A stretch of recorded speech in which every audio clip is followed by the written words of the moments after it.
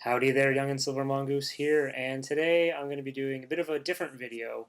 I am going to be just having a conversation with one of my friends, Derek, who on YouTube is known as the Completionist, and I wanted to have a conversation with him and record it because uh, over the couple of years that we've known each other, we've had several really good conversations in person and over, Facebook or Skype or whatever. And there's also a lot of times where he'll post a very large thing on his Facebook about, some of his views on the industry or gaming in general. And I do this as well sometimes. And usually, when we read each other's, they're pretty much spot on of how we feel. And Derek tackles gaming in a very different way, which I find very interesting. And so I kind of want to have a conversation with Derek, and I just said, why not record it? And maybe share it with you guys, and maybe you guys will find it interesting. Maybe you'll check out his channel, or just whatever this. There's no real plan for this. It's not a really scripted interview or anything. It's just a conversation. I have a few questions written down. For the most part, we're just gonna talk about whatever we feel. After I want to get a bit into the way Derek plays, and yeah, we'll just get started. So, welcome, Derek. Is there anything you want to say about yourself?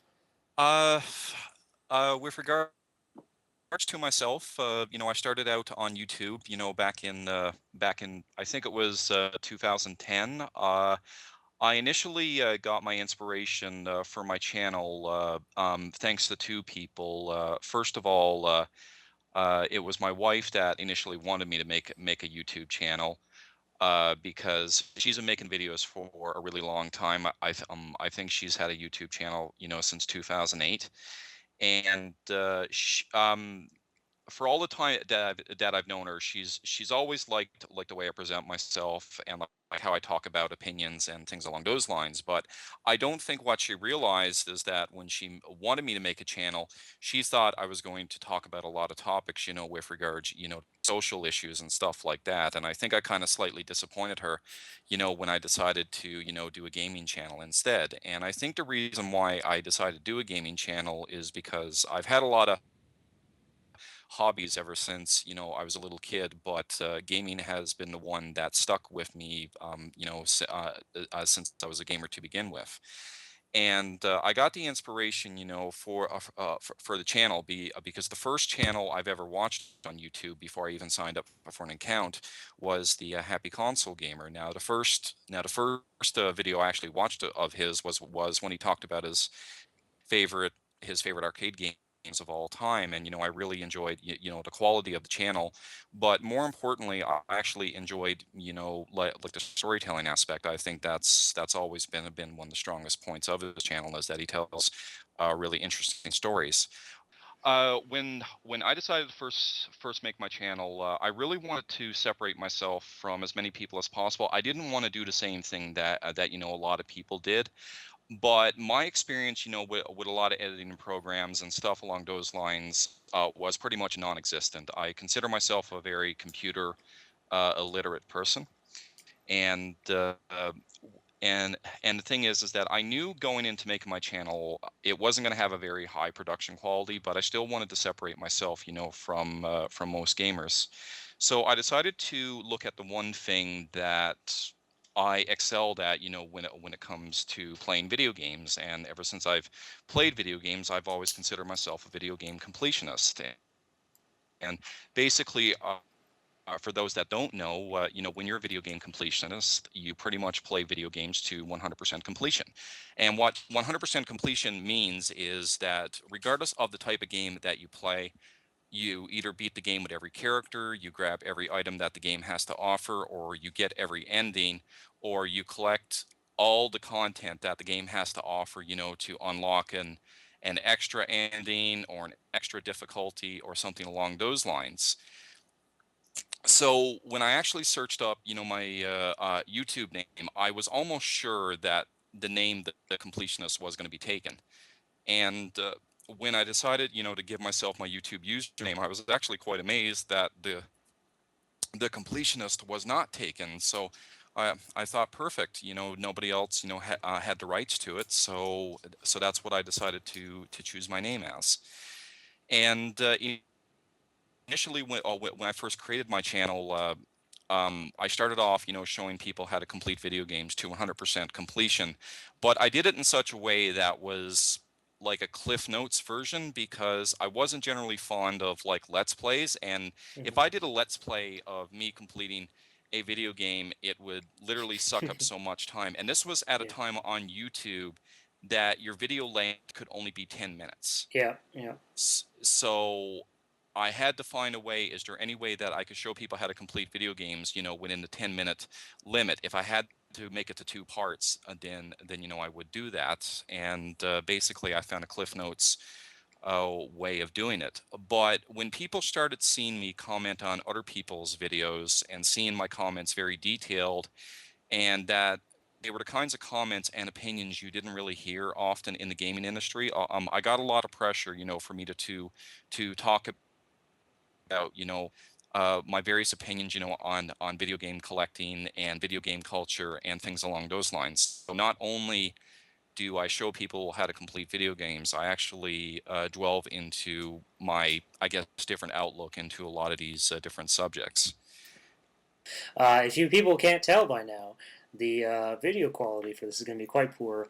You could just listen to it otherwise, but I wanted to see Derek while having this conversation, and part of the reason is just where Derek is. He doesn't have the greatest internet connection, but the audio seems to be coming through like pretty much 100% fine, and that's what's important. So, um, yeah, as far as my interaction or my experience with your channel is I didn't know about it until we met in person, and then you mentioned, "Oh, this is my channel," blah blah blah. And anytime I meet someone or someone tells me to check out their channel, even on YouTube or whatever, I check it out.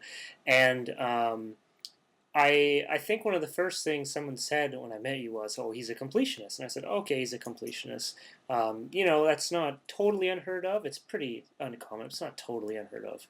And I went to check out your channel, and it was much more than just that. Like you said, you have a lot of views in the industry that are quite strong and not necessarily radical in the sense that it's going to get people enraged or anything, but the way that you and I kind of tackle the industry is, I guess, a bit from a bit of a more experienced or veteran gamer kind of view, and like you said earlier, our reviews don't always necessarily go with the grain. But again, not because we want to be different or whatever. It just happens to be the way it is. And I do remember your comments. They are quite long and they are quite thought out, and that was part of the reason why I love having these conversations with you is because um, usually when you and I talk about things, the our comments are very long. They're well thought out, and it's just that you're just a very how would I say it? I'm trying to look for a better word, but I guess just a thought out um, a gamer. I guess I mean that's a terrible way to say it. Um, and not only that, but you also have another caveat to your gaming, which combined with the completionist kind of view, makes makes you even more interesting whenever it comes to the video game industry. Um, and that is you only play for the most part, one type of one style of game. So why don't you tell people a little bit about that? Well, the one style of game that I play, now this never really hit until, I got into the PlayStation 1 era. For anybody that's watched my channel, for a really long time. I pretty much grew up in, a low to middle class family, with three other siblings, during a time back in the NES days and the SNES days in which, video games were a luxury purchase. Mhm. We at that time, in the 80s and 90s, to actually know a kid that bought any and every video game that came out was indeed a rarity. For a lot of kids of that generation, you were lucky to get one or two games a year. You would Yeah, get much less one or two you systems. Like people these days are, oh, which which two current gen systems am I going to get, or which handhelds and all this stuff that people have. Some people have all three, and that's great if they can afford that. But people Yep. tend to forget that as a kid, you get what your parents gave you, Yeah. and you were You usually pretty happy with that. You literally had no choice. It's Yes. just that, it's not as if you could really go to a store and pick out what you wanted to play. You had to trust your parents' best interest to get you something that you actually wanted to play and you wanted to enjoy. Mm-hmm. Um, with me, I used to play every type of game, for the NES and the SNES. Those were the two systems I had growing up. I was not a Sega kid at all. I never played a Master System or a Genesis. My only exposure to those systems was if my friends had them. Now, when I got into the PlayStation 1 era, now that was during a time in late high school and early university in which I went through a huge gaming drought. Now, it wasn't voluntarily, it was just that the funds were never there. And I literally missed out probably on one of the greatest generations of gaming, which was literally the late Super Nintendo and, going into the PlayStation 1. And at that time, because I never had a PlayStation 1 until literally like the very end of the PlayStation 1 lifespan. The PlayStation 2 was just about getting ready to come out. And at that time, since I couldn't really play any PlayStation games, I was into anime at the time. And one of the reasons why I was into anime is because I've always been really big into cartoons, especially growing up. Being a kid of the 80s, I grew up, on the Transformers and the G.I. Joe and the Mask and the Visionaries and like a whole ton of other 80s cartoons. And as I watched the quality of cartoons drop, especially when we got into the mid to late 1990s, then my interest waned into anime, which was completely accidental at a time in which shows like Sailor Moon and Dragon Ball Z used to come on, just basically Canadian television, on Mm-hmm. YTV. Yeah. And then I vividly remember that up in Canada we have a channel called Space, the Imagination Station. Mm-hmm. And during that time, they used to show anime from US Manga Corps every Friday night at 1 a.m. And I was lucky enough to catch some of the actual anime that they actually showed. And those animes really made me fall in love with that art style. Mm-hmm. And it was from then that one of the disappointing aspects I had with regards to anime is that it always seemed like that it ended too quick. That because a lot of the anime I watched was OAVs or OVAs, and they always ended much too quick. And then I started to realize that the PlayStation 1 had a lot of anime style games with like anime style cutscenes. So the So, OVAs when you OVAs watch are a 12 to 13 to 26 episode anime series that can be done in like a couple of hours, 6, 7, 8 hours, and you go into an anime style game or an anime style RPG that could last 40, 50, 60, 70, 80 hours. mm, And it was just from then that I decided that I really love this genre. So it's not only the JRPGs that like I played at the time, but any kind of game. If it was a platformer or if it was a fighting game that used anime style artwork, I was immediately drawn to that because I would rather play games such as Street Fighter Alpha or Battle Arena Toshinden or Tekken over something like Mortal Kombat because those games used an anime style artwork that I was immediately drawn to. mhm. And now I never got heavy into video game collecting until I finished university, back in 2003. And I wanted to set a video game like collection goal for myself, but owning every game for a particular system never really appealed to me because I thought it was an impossible goal and it would just take up way too much time. So I decided that, what my goal was is that I wanted to own all the anime style games that were released in North America. I wasn't really interested in imports. So I wanted to collect all the anime style games from the NES generation to the Xbox 360, PS3, Nintendo Wii generation.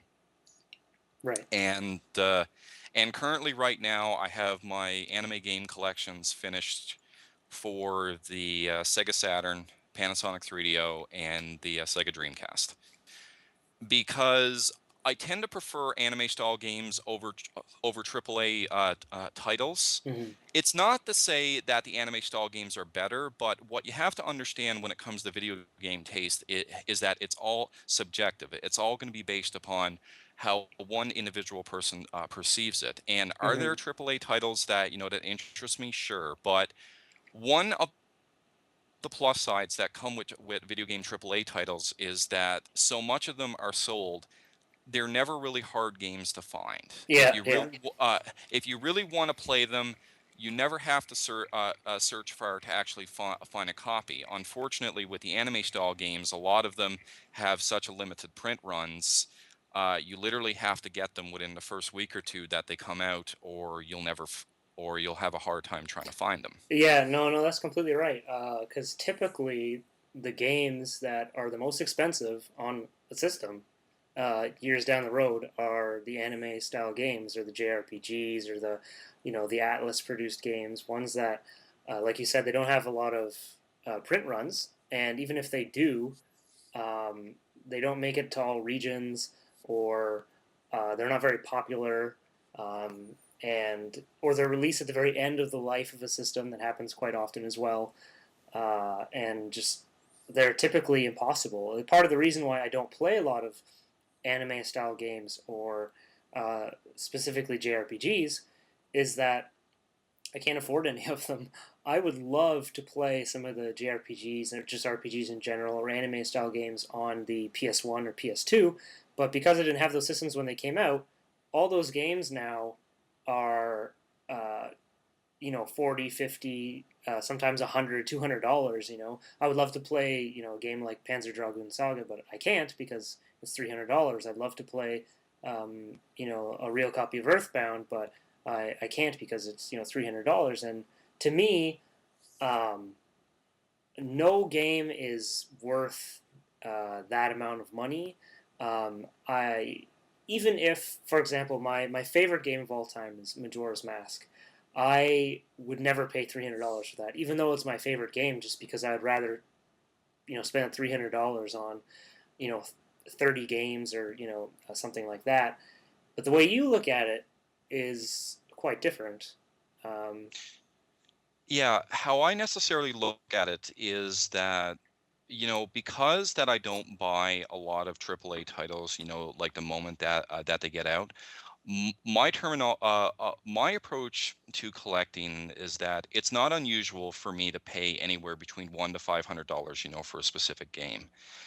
It's not because I care about if the game is rare or not. Rarity doesn't mean anything to me because I missed out on a lot of generations just because, living in a low to like middle class family. And it was always one of my biggest regrets is that, I missed out on a lot of great games for a lot of great systems, especially, for the Sega CD and Sega Saturn. And for me, it's just you can't really put a price on something that I've always wanted to play because even though a lot of people give me personally a lot of grief for spending insane amounts of money on these titles, but what people don't seem to understand is that I actually save my money. mhm. And and not only that, but whatever money that I don't spend on a AAA title that at the moment it gets released, I usually save that money and put it towards something else. Just recently, I spent $150 on a copy of Persona 1, for the PlayStation. Mhm. And it's not and I didn't get that game because I consider it rare. It was just simply, a game that I've always wanted to play for the PS1 because even though I'm kind of borderline to what system I prefer the most. It's either between the Super Nintendo and the PS1. One credit that I will give to the PS1 is that it probably has one of the best and immersive JRPG lineups probably in all of gaming history. Yeah. It's like you have everything, from Xenogears, the Valkyrie Profile, to the Suikoden series, to Star Ocean, to the Tales of Destiny series, to Parasite Eve, and just several other excellent JRPGs, especially from Working Designs, Atlas. Squaresoft before they became Square Enix, and those were the games that I always wanted to play growing up. Hmm. And for me, I'm one of those people that believe that great games never age. I believe that if a game is great, it has the ability to be timeless. And Yeah. when people go back to play the older games and say that this game has aged horribly, I don't believe that the game has really aged horribly. I just think, your opinions about, not necessarily your opinions, but your perception has probably aged just because Hmm. you're getting used to the more 1080 HD graphics and things along those lines. But one thing you have to understand about me is that if I have never played a game before, I still consider it a new gaming experience, Yeah. regardless Yeah. regardless if the technology is there or not. I could play. There are plenty of NES games that I've never played before, and even though going from 8-bit to a 1080 HD game, is quite a huge difference, I still treat it as a brand new gaming experience. No, no, I totally, I totally agree with you. And with that aspect, with good games never truly age, or great games never truly age. And even if they do, if you have the right mindset, you can really learn to appreciate it. And I find the concept of retro gaming to be really weird because to me, I never stopped playing those old games. Um, like yourself, I was from a middle class, lower middle class family, and I have a lot of siblings. And whenever I got a system, it was always used actually, always used, and always just came with 5 or 6 games or whatever, and it was always late too. I remember by the time I got the 64, I think it was 2 years after it came out. By the time I bought my Genesis, I think the Sega CD had already been out for years. Um, so whenever we'd get a new system, we'd play those games. And I remember when we got the 64, we got it with 2 games. I think we got with Ocarina of Time and Mario Party. And when we got tired of those games, I just kept playing my Sega Genesis games. I kept playing my NES games. They never really went away. There was times where I wouldn't play the NES for a few months or maybe even a year, but to me they never really got old. So whenever I got on YouTube and I started meeting, people uh, that were, retro gamers or that still played the old games, and everyone was treating it as it was kind of weird. It was weird to me that people thought that was odd. Because I never stopped. Uh, since I've started playing video games, the list of games that I'm currently playing never seemed to shift forward. Right now I'm playing games on the everything from the NES to the Wii U, and even though I have a Wii U now, it doesn't mean I stopped playing the Wii. And just because I got a Wii doesn't mean I stopped playing the GameCube and I stopped playing the Xbox or the PS2. It it never changed for me. And like you said, with it never really getting old, part of it too is just appreciating it for what it was. And the example I always like to bring in with this is Fantasy Star One on the Master System. And have you played that? Uh, no, like I said, growing up, like I had a cousin that had a Master System, but the only games I've ever played on it, was Choplifter and Hang On, and the Safari game. Basically, my experience with the Master System, I think those were the only like 3 games I've actually played for it. Yeah, and for me, I didn't even know a Master System existed until probably 2008, 2009, maybe. Um, so I'd never heard of the Fantasy Star series outside of Fantasy Star Online. And then, um, again, going back to Happy Console Gamer, I remember he had a video or a few videos on Fantasy Star because it's his favorite game of all time. And he was talking about how the music is so great and how the animations in the dungeon are fantastic and how the enemies when they're attacking they actually have animation. And uh, even though it was 2011 when I was watching this video and I said I have to play this game, and not just because of how enthusiastic he was, but because the things he was saying were true. The animation was fantastic, and the characters animating whenever they attack, that's fantastic as well. And most RPGs, geez, like Pokemon didn't have animated characters for the longest time, unless you count just the shifting side to side. The Dragon Quest series or Dragon Warrior series didn't have animation for a long time. And in the dungeons, they're first person. Whenever you move, it's not just going picture to picture, it's actually scrolling. Whenever you turn, it actually turns. And if I put myself in the mindset of somebody playing that game in 1989, I believe, when it came out, or 1988, that would be mind blowing. And because I picture it like that, to me, I still appreciate it for what it is. So to me, that game doesn't really feel old. It feels, it tickles the nostalgia a little bit because, it has those old quirky noises and stuff. But I never had a Master System. I have no nostalgia for, that sound chip or for that color palette that came with it. But to me, I can still really appreciate that game. So I definitely know where you're coming from, where you say, great games never really age. And I think age is kind of a way to filter out those games as well.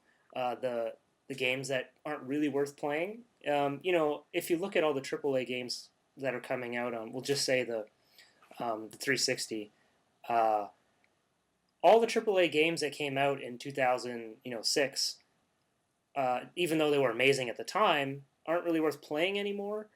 Not all of them.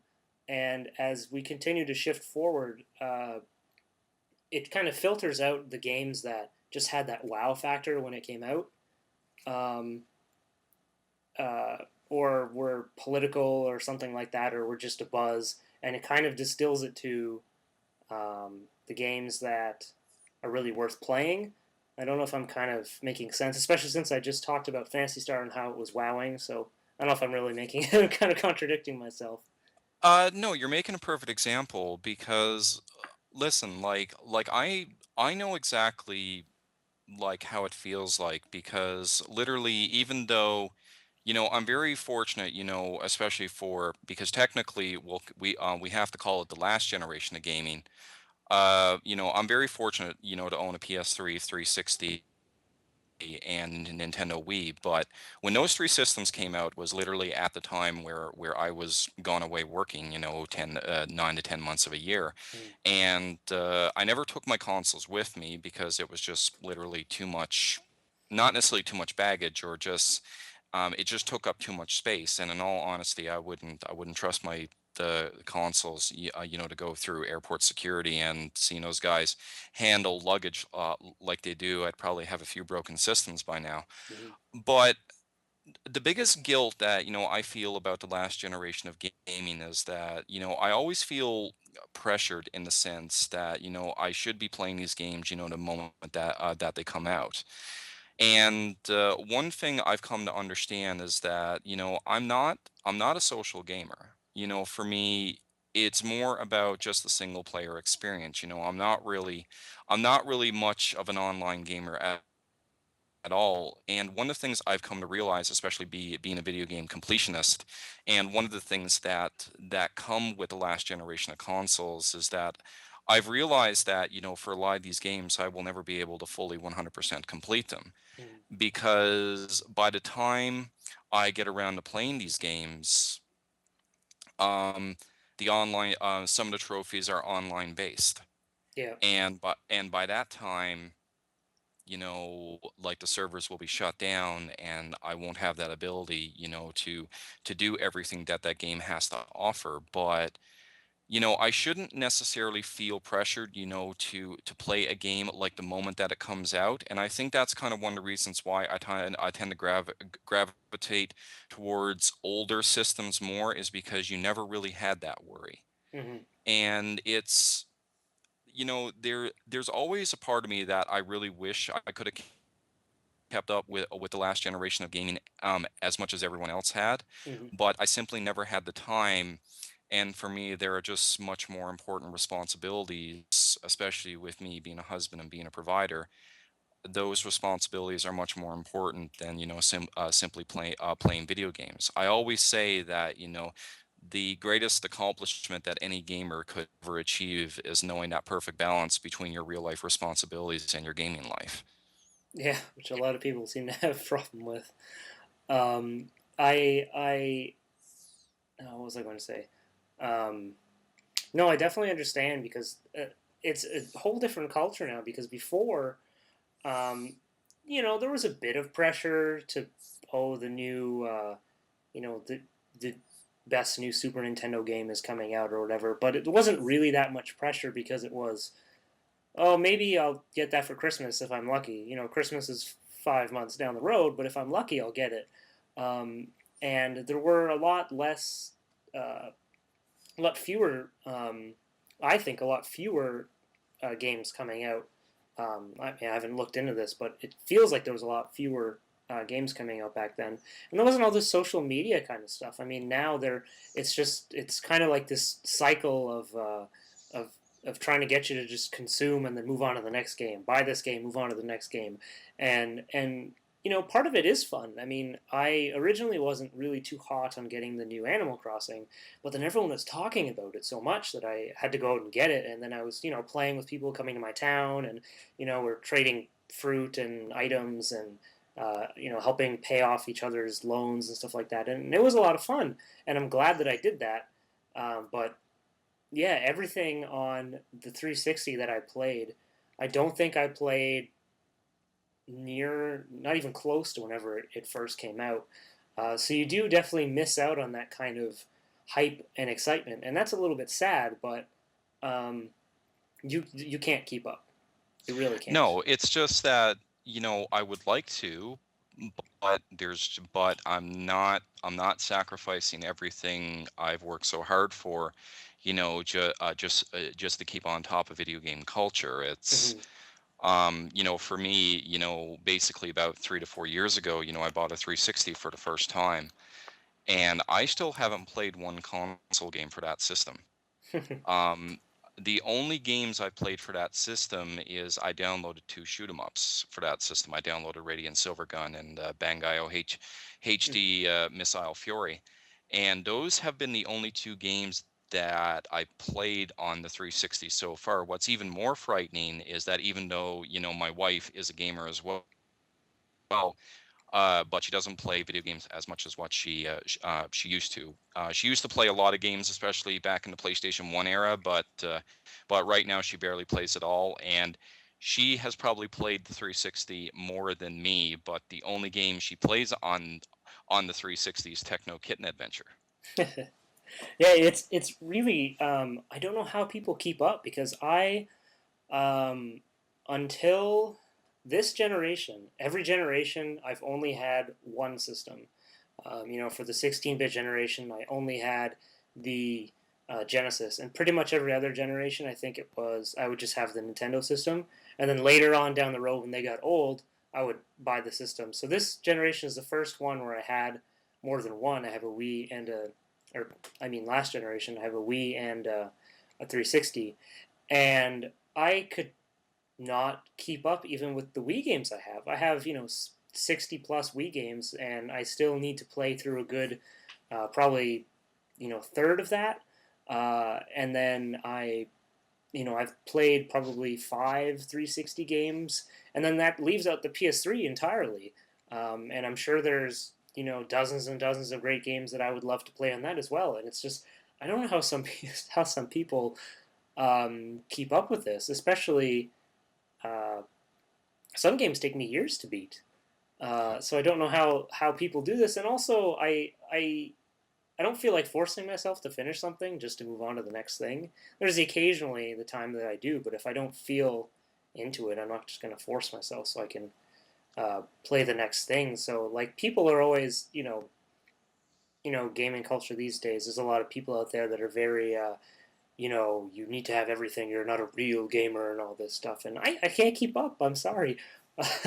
And it's that's part of the reason too why I don't have many games from Sony in general, um, because I didn't have a PlayStation growing up. My like you, I have a lot of siblings, so it always made sense to get Nintendo systems. Why get your kids a PS1 when you can get them a 64 and they can all play together? From a parent's perspective, that just makes sense. Same with the GameCube. Um, so a PS1 and a PS2 was never really something that I was really too into. And then now, even though I've had a PS1 and a PS2 for years, uh, I probably have a dozen games for, maybe 2 dozen for both systems. And even for that, I've only played, a handful of those. And part of the reason is I can't keep up. I have a good 40 or 50 Xbox One games. I've played, a handful of them. Um, so I don't know. I don't know how people expect everyone to just keep up with their pace. Uh, Well, yeah, I know the argument a lot of people are going to use towards me. Well, you'd be able to play a lot more games, if you didn't complete them. definitely. Yeah. Well, let me go into the reason why of like why I complete video games, because it's a lot more deeper than what you may realize. I've actually talked about this. One of my more popular videos on the channel is that I go into great detail of, why do I complete video games? It seems like such a tedious task, for like very, very little to no reward. But just basically say some of the same things I've said on that video. My ability to complete video games has been with me for a very long time. Now, going back to the fact that I never owned that many games as a kid and as a teenager, you had to make sure that, when you picked out a game, you had to make it last. Yeah, for sure. Um, you It was no fun trying to beat that game as soon as possible, not knowing that you were not going to get another brand new game for possibly another 6 to 8 months, or maybe even longer. Sure, you had that ability, to rent games back in the day, but I specifically remember that I owned some pretty horrible NES games growing up, Oh yeah. and when I had everything and beaten, and then I had other games, these horrible games that I haven't beaten yet. Those were the games I always came back to playing because I already beat everything else. Like for the NES, I had games like Super Mario Brothers 3 and Teenage Mutant Ninja Turtles 2, the arcade game, Hmm. and I've actually beat those games, to completion.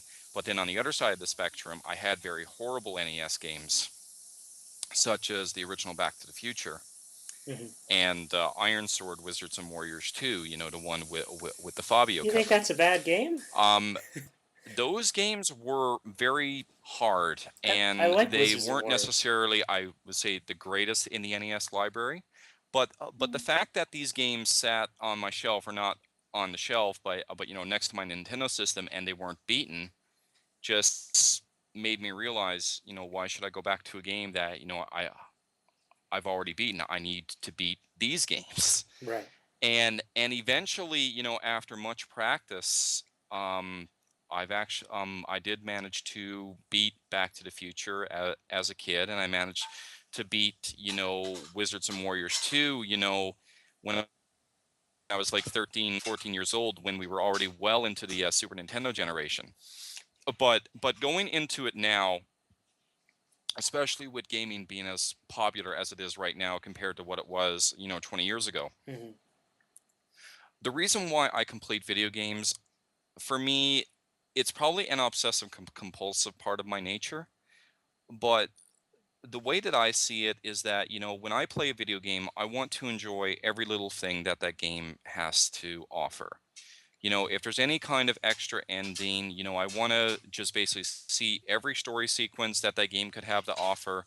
I want to, grab every item. I want to know that, when I play that game, I've done everything in that game, because unlike a lot of other gamers, there are very few games that I actually go back and play Hmm. that I've already completed. Like my rule is that once I've completed the game to 100%, I basically retire it for good. There's no real reason for me to go back and play it again. Yeah, and then you've There's also said there that. there's very few games that there's very few games that have a very addictive hold on me that I will go back and play when I feel the need to do so. And for me, it's like one of the reasons why another reason why I complete video games is that I think it's a true testament, to video game skill. Now, is it something that I brag about? No. Like, because if you're patient enough, anybody can become a video game completionist. And for me, it's not necessarily something that I feel that defines me. Hmm. It's just something that I actually enjoy to do. Now, there's very few people that would enjoy grinding on an RPG for 20 to 30 hours just to beat a boss or to fill out your item inventory or to synthesize every item or to unlock every little thing that has a question mark on it. But I actually like to do that kind of thing. Uh, And I know a lot of people may consider it tedious and things along those lines, no, I'm but one of those doing something people. like that kind of has an addictive hold. And I absolutely have no issues with it. And not only does it test my skill as a gamer, but I have this mentality that I think, when you take a video game and you play it to 100% completion, you actually show the highest amount of respect to the developers and the dozens of people that actually went into making that game and putting in all that extra content. Hmm. I kind of get the feeling these days that a lot of people are treating video games as kind of fast food. Yeah. You don't want to savor it. You just want to get through it as fast as you can, so you can move on to the next game. No, But even definitely. when it comes to like completing video games, I have certain rules. Like I will not play a game on a different difficulty if it's not going to unlock anything. Hmm. Uh, if a game has like an easy, normal, and hard mode, I'm only ever going to play hard mode unless it unlocks something. I'm not just going to pick a game and just play it on its highest difficulty, just for the sake of doing it. Most games I'll play on normal mode, and I won't play it on any other mode unless playing it on a different mode unlocks something or unlocks a story sequence or a different item or something along those lines. Yeah, it's funny that a lot of things you just mentioned there with like a lot of people find the grinding and all this stuff kind of tedious. I'm definitely one of those people. I mean, I can't even bother to do grinding in an RPG most of the time just for the sake of just beating it once or just beating a boss. But I can certainly respect why you do the things the way you do. And this, again, I kind of want to touch back to why a lot of times we have such good conversations is we don't always agree on everything. But whenever we disagree, sometimes a lot on opposite sides of the spectrum, um, we're both okay with that. I'm okay with it, and you're okay with it, because we kind of the way that I don't know, just there's a I don't know. I respect you and how you tackle the industry, and a lot of the things that you're saying to me, I would never do Yeah. anything that you do. I'd never tackle the industry in any way you would. To me, that's crazy and boring and tedious and expensive and all this kind of stuff. But I don't have a problem with it because you the way you explain it is just so genuine, um, that I can't help but respect it. Yeah, well, I think one of the biggest things I think people, need to understand is that, you don't have to agree on things all the time because, what kind of world would we live in, if everybody agreed on everything, Hmm. you wouldn't be able to expand on new ideas, try to see the issue from every possible point of view. But one thing I think people are, lacking is that, there's nothing wrong with like disagreeing with something as long as you're respectful about it. Hmm. And the thing is that I go into this knowing that nobody has the perfect universal approach about video game culture or about gaming in particular because gaming is going to have a different impact on like every individual person. Hmm. But the hate and the rage comes from when people try to push their points onto other people. Hmm. Because I always have this analogy, that I use is that the more you push something onto somebody, the least likely they're not going to have anything to do with it at all. Hmm. It's like there's absolutely nothing wrong with like having an opinion as long as it's just your opinion and you don't try to push it onto other people as it's law or as if it's the right way to look at things. And I actually have several good friends on YouTube, such as you and such as Dinky Dana. Um, we see things completely different, and we disagree on a lot of points. But Hmm. at the end of the day, it never ever, under any circumstance, turns into a fanboyism rage war, Hmm. because we understand that in essence we are two different kinds of gamers. Yeah. And one of the great things about disagreeing with people is that it's okay to think what you want is right, but you get to hear it from like a different point of view, because two people could be looking at an issue completely differently. Hmm. Nobody is trying to push their point onto anybody else, and and that's where the respect and the understanding comes from. Yeah, and it's funny you mentioned Diggy Dana because we've actually had a few times where he or I have posted something on Facebook, and we're on completely different ends of the spectrum. But he's never told me I'm wrong. He's just like, you know what? I really can't share your point of view. I feel differently, and like that's that. It's really sad that that's missing. I mean, some of the people, well, most of the people on like from the YouTube community that I consider actual friends are people not necessarily that share the same views as me, but people who, um, people like Craig from TV and Lust or yourself. Uh, uh, we're just okay with it. There's some games that you might love that I absolutely hate, or vice versa, but it doesn't matter. And you're not going around saying, if you don't complete games 100%, you're not a real gamer. Anime style games are the only styles of games. Because I bet there's people out there that think that way. But I Oh mean, yeah. I just shut off when I hear those people. But whenever I went to your channel and I started listening to your videos, I wanted to listen because you weren't trying to force the way you look at things onto other people. You were just explaining, and to me, that's interesting. Because every time somebody tries to drag me into that kind of argument, like saying, "Well, why do you prefer this over this?" I usually use another question, and like the question I often ask is, "Does it matter?"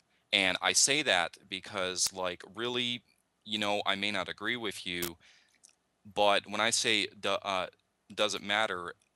it's like I'm not looking to argue with you. Like, for example, my favorite game of all time is Xenogears. Somebody could be the biggest Xenogears hater of all time, but I am not going to try to prove you otherwise. If you don't Hmm. like the game, that is your choice, and I am perfectly okay with that.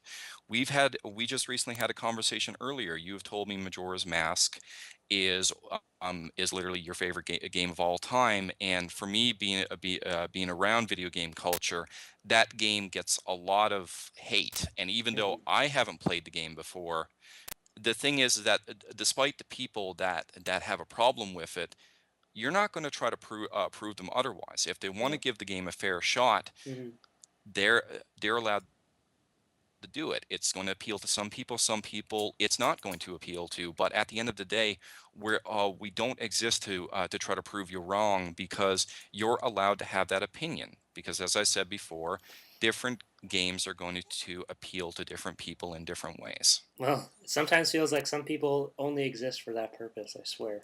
But go back to the Zelda thing. Like one of my least favorite Zelda games is A Link to the Past, and a lot of people in my generation or even a bit older, generally people I find if you're 30 plus, A Link to the Past is probably your favorite Zelda game. If you're less than 30, it's probably Ocarina of Time. More often than not. And the people who love A Link to the Past, they adore it. They really really love A Link to the Past. Or the people that love Final Fantasy VII, they really really love Final Fantasy VII or Ocarina of Time. And A Link to the Past for me just really it didn't do it for me. People ask why, and they expect me to fight back, and I just tell them, well, I mean, I played A Link to the Past after Ocarina of Time, and to me that was a step down. There wasn't that much there's no real characters in that game. There's not a lot of mini games and things like that. And then I say, well, you know what? I haven't played that game since I was a kid, and I do want to play it again. And I might turn out to be my favorite Zelda game. Who knows? And it's just whatever culture industry. Yeah, and that's just the thing, and that's where that question, "Does it matter?" comes in. Hmm. Because when somebody says to me, "Why don't you like this game?" and I simply say, "Does it matter?"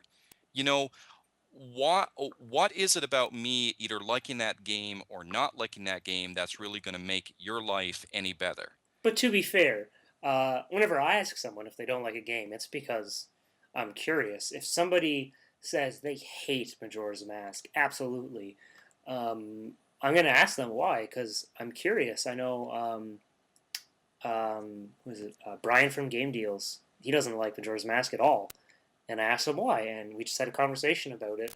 Why do you like this? And he's like, "Oh, actually, my favorite Zelda game is Twilight Princess, which often also gets a lot of hate." And I thought that was curious, so I asked him why, and he told me why, and it was a nice conversation, and it was Yeah, simple as that.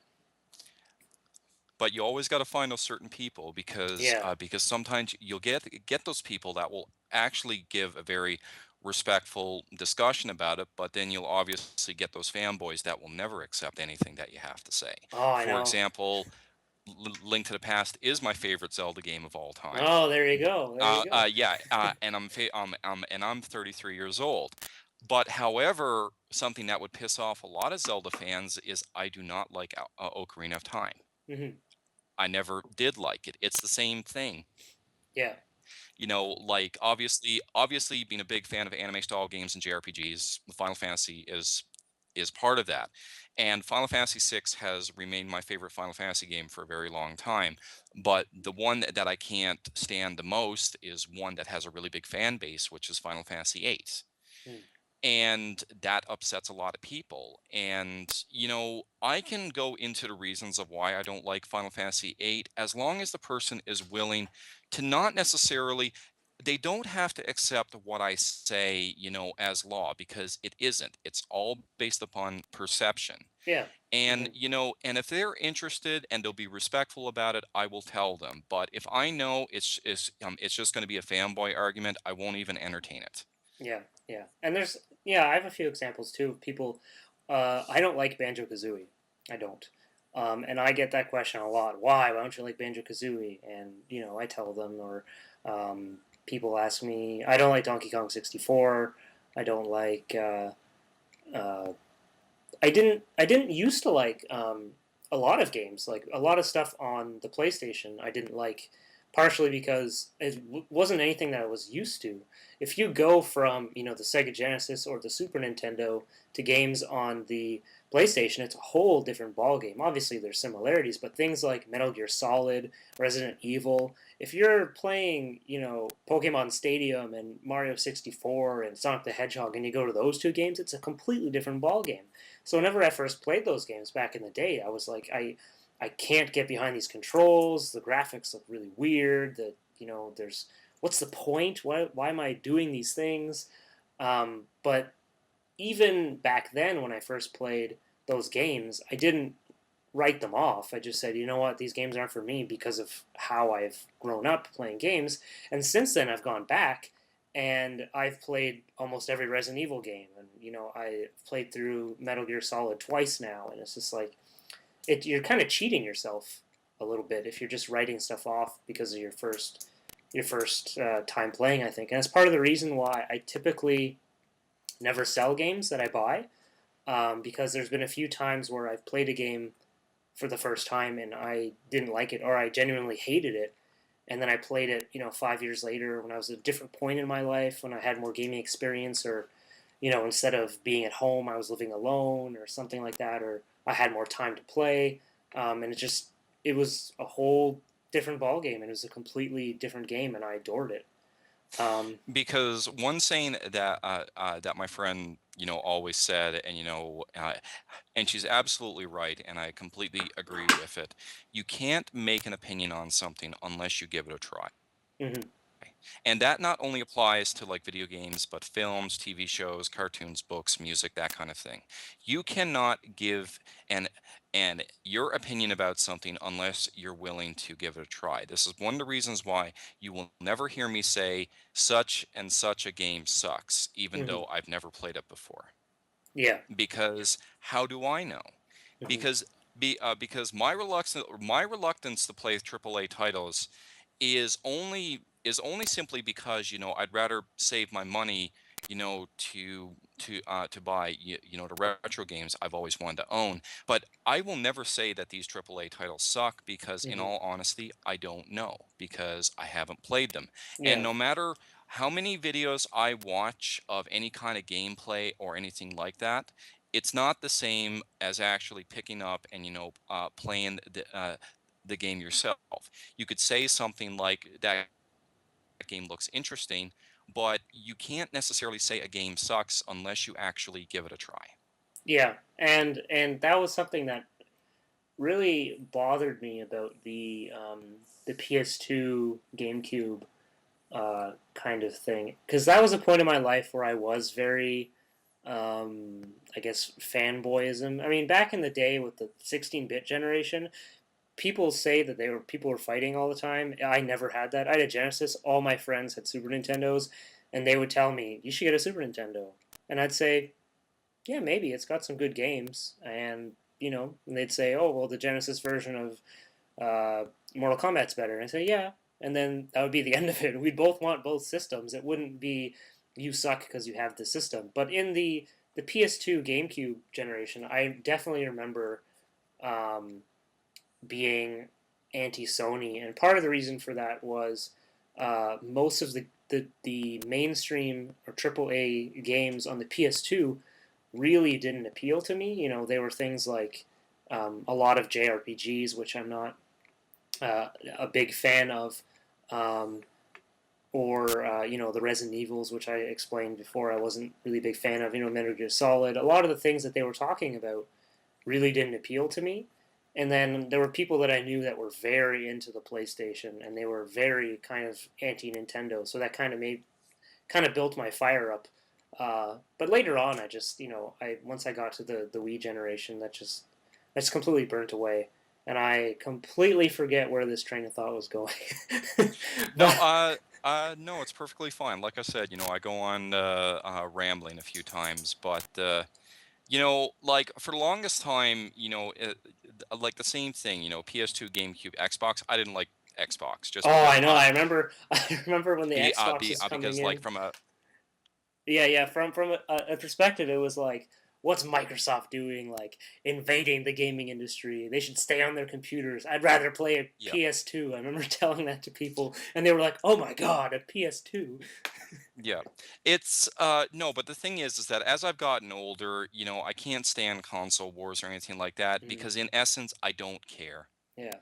Because for me, I am not going to buy a console specifically based upon the console specs. Hmm.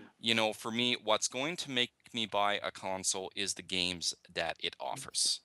And if a game is only available on one console and it's not available on any of the others, and it's a game that I really wanted to play, Hmm. I'm going to buy that console. That, like I said, like I bought an Xbox 360, 4 years into when it was first released. I think it was released in 2005, Hmm. and the game that actually made me want to buy the Xbox 360 was Death Smiles. Right.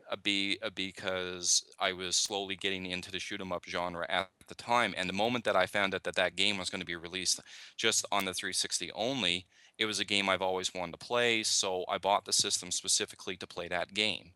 Yeah, the The reason the reason I bought a 360 was to play Mirror's Edge because again, kind of like you, where I had one system, I had my Wii, and there were plenty of games for that for me to play. I understand that it doesn't have the same kind of AAA mass appeal.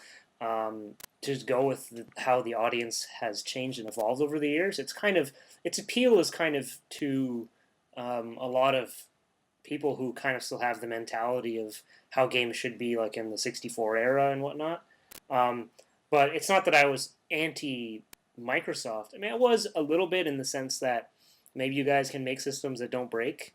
Um, but like the controller was fine, and the games on. I mean, the games are games. If the Mirror's Edge was on a PS3, I would have bought a PS3. But I really wanted to play Mirror's Edge, so that's why I bought a 360. And if I had the funds, when 3D Dot Game Heroes came out, uh, I wish I could have bought a PS3, but you know that's that's the way it yeah. goes. Yeah, if like somebody tried to put me into a console war argument, they said, well, out of this generation of gaming, which console do you prefer? It's only based upon one thing. It's not based upon the specs or what it offers or the type of Hmm. online. For me, it's just simply about the games. Hmm. Whichever games I enjoyed the most out of all three systems or all two systems during a particular generation, that is the only way I will pick a system I prefer. Yeah, I mean, Like, if you're going spec based, you mean one of your favorite systems should be the 3DO because that thing blew everything else out of the water at the time. But I preferred the games on the other systems, so that's the yeah, way it is. exactly. It's the the thing is that, listen, there's no right or wrong universally best video game system ever because, as I keep saying before, different games, different systems are always going to appeal to different people, and you're always going to get a different response from somebody, no matter who you ask. Hmm. Yeah. Well, we're going a bit around and round on this. I want to go back to the anime and the completionist kind of stuff. So No worries. you were saying that the PS1 was the kind of the era where you decided that anime style games were kind of the way to go for you. Yep. So was there like one definitive game that really made you think, you know what, this is it. This is how games are going for me. Yeah, pretty much Xenogears. The I also have another video on my YouTube channel of where I talk about how Xenogears, became my favorite game of all time. And it was completely by accident because, I was literally walking through the university residence and, I noticed somebody playing this game and I knocked on his door and I asked him, if I could watch him playing. Now, at that time, I was very heavy into anime, and the anime that I actually preferred, was mecha anime or like giant robot anime. And at that time, I grew up watching, not grew up watching, but at the time I was watching series like Pat Labor and Robotech and Macross Plus, and and quite a few others. And I always liked the whole, Japanese like transforming robots, that kind of Hmm. thing. And the moment, and I didn't even know about Xenogears because I didn't read a lot of gaming magazines at the time, and like my knowledge about video games, was very limited. And just to watch him play a game based upon a type of anime that I actually liked, and the fact to see that you could actually play a role playing game as giant robots, Hmm. and sold. Just like, and immediately I just said, this is a game I must own because just everything about that game captivated me, and I knew it was anime just based on the mech designs and the artwork and the cutscenes and stuff like that. Hmm. And then, when I finally got my copy of Xenogears, the only other JRPG I'd played for the PlayStation 1 was Final Fantasy 7. But then I started doing research on, other PlayStation 1 titles and seeing the other types of titles that, you would see in the PlayStation 1 glass case. And then I got a copy of Lunar Silver Star Story, Hmm. and I completely fell in love with that game, not only because of its simplistic, JRPG gameplay, but the fact that this game had a whole ton of anime cutscenes, even much more than Xenogears. And I said, like, this is awesome. I feel like I'm watching not only an anime series, but I'm actually playing the video game of that anime series at the same time. And then I really discovered that, that like I really love this art style and I really love the video games because I often found, with like anime style video games, they were very colorful. The color palettes were just so vibrant. As much as this is going to piss off a lot of anime fans, I prefer dubbed anime over subtitled anime. And it's like I actually loved, the anime cutscenes, for these North American games, and it was actually an English dub. And then when I noticed that the majority of the games that I played were all these JRPGs, then I just decided, okay, well, it looks like this is the genre that I love the most. Um, and even playing a lot of these JRPGs, I still completed them.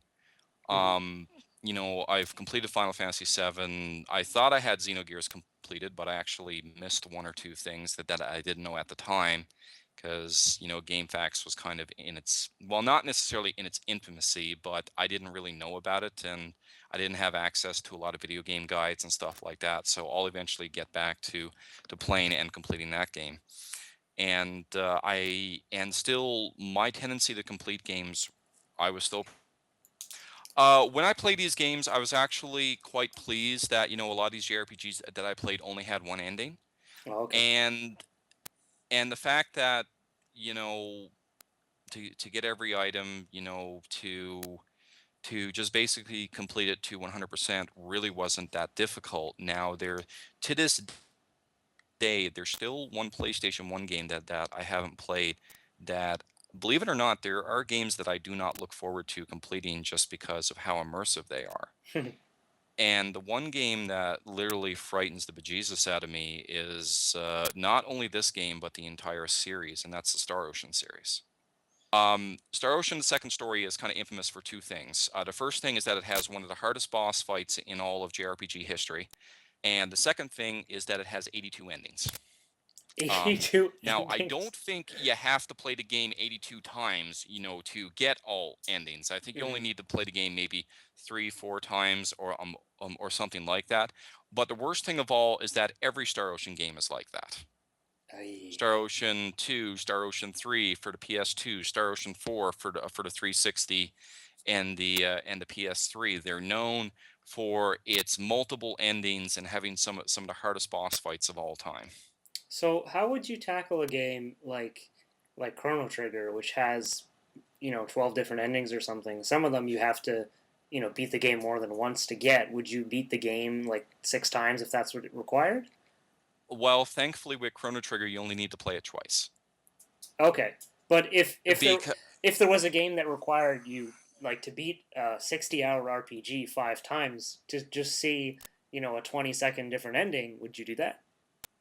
Yeah, I would. Okay, But I would do it in such a way that there's no way I'd be able to play the same game 5 straight times. right. No way. You couldn't pay me enough to do it. One of the games I'm trying to complete right now is Trails in the Sky, for the PSP. Because when I pick a game to complete, I do my research. I go to GameFAQs. I see if there's an actual physical guide for that game. I look up keywords like secrets, missables, that kind of thing, to know what I'm getting myself into. Because a lot of the games I do play with guides. Now, I played them with spoiler-free guides, so it still feels like a fresh experience, and nothing is really spoiled for me. Hmm. Because you'll be amazed with the amount of games you play, how easy it is to miss permanent missables that you would never be able to go back and get if you miss them. So yes, I do play my video games with guides. So before I played Trails in the Sky, I did my research and I found out that I have to play the game twice to get everything. I'm just about finished, with my first playthrough right now, and I got about 80 hours invested into it so far. When it comes to working on my second playthrough, I may put the game down for a while I move on to something else. But then, I'll gradually come back to the game, and on my second playthrough, I'll play maybe 5 to 10 hours of it, because thankfully on your second playthrough, you know where everything is, you know what to avoid. So your second playthrough gameplay is not going to be as long as the first. Right.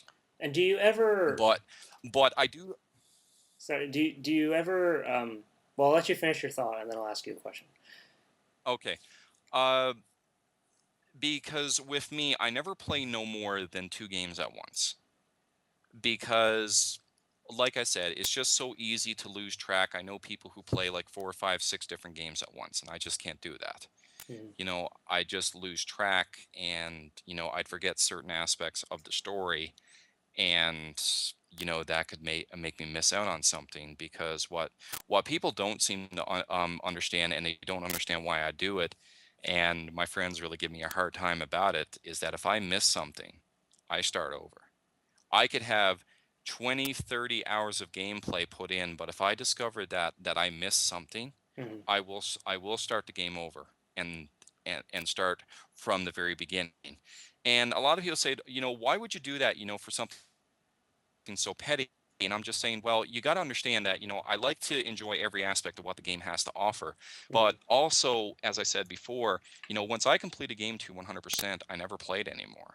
Yeah, and one thing you said too, um, that I think is interesting is you said if whenever, for example, you have, you said it's a small collection for the 3DO. It's only like 5 games or something, right? Yeah. When you beat those 5 games, you're just gonna sell them all, right? Yeah, that's right. Like my approach to collecting is a lot different, than everybody else. Like I don't look at my video game collecting as something that's going to pay for my retirement or something along those lines. Because the reason why I collect video games is that I collect them to pretty much to have a chance to have a childhood I wish I could have had, but I could never afford. Mm-hmm. And it's just, yes, I understand that nowadays, with YouTube and shows like Pawn Stars and American Pickers and stuff like that, collecting stuff and nostalgia stuff, is big business, and a lot of people, will pay a lot of money for it. Mm-hmm. But the way that I perceive it is that it's unfair to me. It's unfair to other people who never had a chance, to play these video games to begin with. If I have these video games and I've already beaten every one of them to 100%, Mm-hmm. there's no reason for me to hold on to them anymore. Yeah, no, and I Um, I, think I think that's fantastic because, for example, a game like we'll just use Panzer Dragoon Saga because it's a game that's known to be expensive. Um, I mean, there's only X amount of copies out there, and if they're all in the hands of collectors who've already played them, nobody's going to get to experience that game. You can't just go get that on the Virtual Console or Xbox Live or something, or even I think Saturn especially. You can't really emulate that perfectly. So by collectors keeping things with the intent of never playing them, you are robbing people of that experience. And sure, they may have to pay you what it's quote unquote worth, three, four, $500 or whatever. But if they really want to play it, they're going to pay that. And I think that's a great thing about how you collect is you're still giving people the chance to experience those games, which I think is great. well, I think more importantly, I don't want to be selfish. That's the aspect because listen, like the cruel reality of of the whole video game collecting thing is that there are a lot of games that are severely overpriced, and a lot of gamers can't really afford them, Mm-hmm. and that's kind of unfair in a sense. Now, like I have paid like as much as $500, for a particular game. Two examples I can give is Lucian's Quest for the 3DO and Kyo's Flying Squadron. Mm-hmm. Um, but I got these games because I actually wanted to play them, not just so that they can just sit on my shelf and for me, to treat my gaming collection as a status symbol. Because let's face it, especially when it comes to the Saturn, like a lot of people didn't have a chance, to play a lot of titles that got released for the Saturn. I know growing up, Mm-hmm. everybody had a PlayStation 1, barely anybody ever had a Sega Saturn. Yeah. And it's just that, once I complete video games to 100%, I just want to make sure that that game is going to go to somebody who always wanted to play it, but may not have the funds to do so. Now, I consider myself very lucky, and it's nothing for me to brag about, but, I went to school, I got a university degree, and, like, thankfully, I work at a job that unfortunately takes me away from home and, my wife and, my best friends. And, I do make a considerable good amount of money at this job. And, yes, I do use some of that money to pay for video games at the high prices.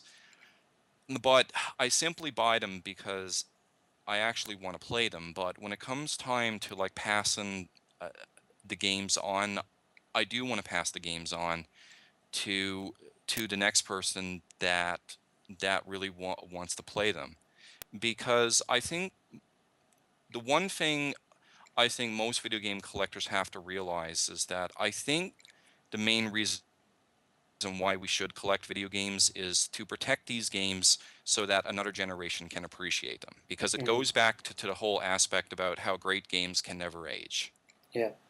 And it's just that if somebody actually wants to enjoy something that's considered a classic or retro, they should have that opportunity to do so. But in all honesty, like, for example, like the collection I'm working on now to try to complete all the anime style games for is the Saturn right now.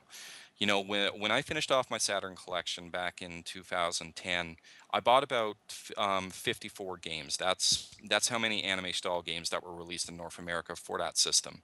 And I paid about a total of 2,500 bucks over a period of 14 months, which is about like 120, 125 bucks per month Hmm. to spend on that collection.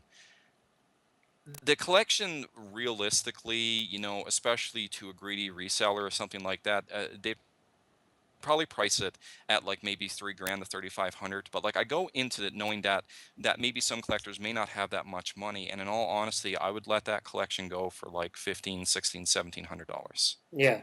Yeah. And it's just that because in essence, I don't necessarily need the money, and I'm not going to bleed somebody dry just for somebody that wants to enjoy a nostalgic experience. And I think that's what makes me different, you know, from a lot of other video game collectors. Hmm. Now, in essence, I don't have any issues with how anybody wants to collect video games. We're all different. We all have our own priorities. I even made a video about, you know, my 5 rules for collecting video games, and that kind of got a lot of flack because a lot of people don't understand, you know, my collecting rules. Hmm. And but it's just every video game collector is different. Yeah, and that was something that actually surprised me too about whenever I met John Hancock. I don't know if you had a chance to speak with him at the expo. I met him once at the PAX Prime 2012. Right, and he has some great complete collections. You know, he has a complete, I think, Super Nintendo, North America, complete Dreamcast, complete 64, or something like that. I think like nearly complete NES, or maybe he does have a complete NES. He has like all these great complete collections, but he was such he was such a like an amazingly nice man. And whenever I spoke to him, he was so down to earth with, you know, he was talking to me about how like he loves, you know, to play, you know, carnival games on the Wii, which is something that people usually point towards as being a terrible shovelware game or whatever. And he was so like down to earth and so like, I buy these games for the most part because I want to play them. And to me, that was really odd to hear from somebody who has a complete, several complete North American collections. And again, it goes back to like what you said. Like I don't have a problem with people collecting just for the sake of collecting, but it was interesting to see someone with that collecting mentality have the same kind of mentality that I have, which is part of the reason why I don't like calling my collection a collection. I like calling it a video game library because to me that's what it is. It's, you know, I look at this, you know, wall of games or whatever, and I say, you know, what do I want to experience right now? I don't look at it and say, well, look at all this stuff I have. And it's okay if you do that, but to me, it's more of a library. I buy games because I want to play them, with very few exceptions. Like the example I was bringing up is the Sonic and Knuckles cart because it has that flip-on, lock-on technology. To me, that's super interesting. And so even though I technically had that game on a collection, more than one collection before I bought that cart, to me that was a really cool part of, you know, my childhood and a part of video game history that it's part of the reason why I bought that. So there are some few examples, but um, Yeah. yeah, this definitely I think is another thing that sets you apart.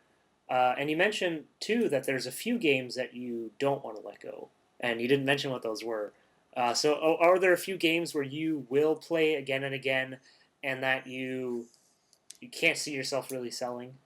Well, I think probably, you know, my favorite game for each system that you know I've had the pleasure of, you know, owning. Like obviously obviously my original copy of Xenogears will never go anywhere.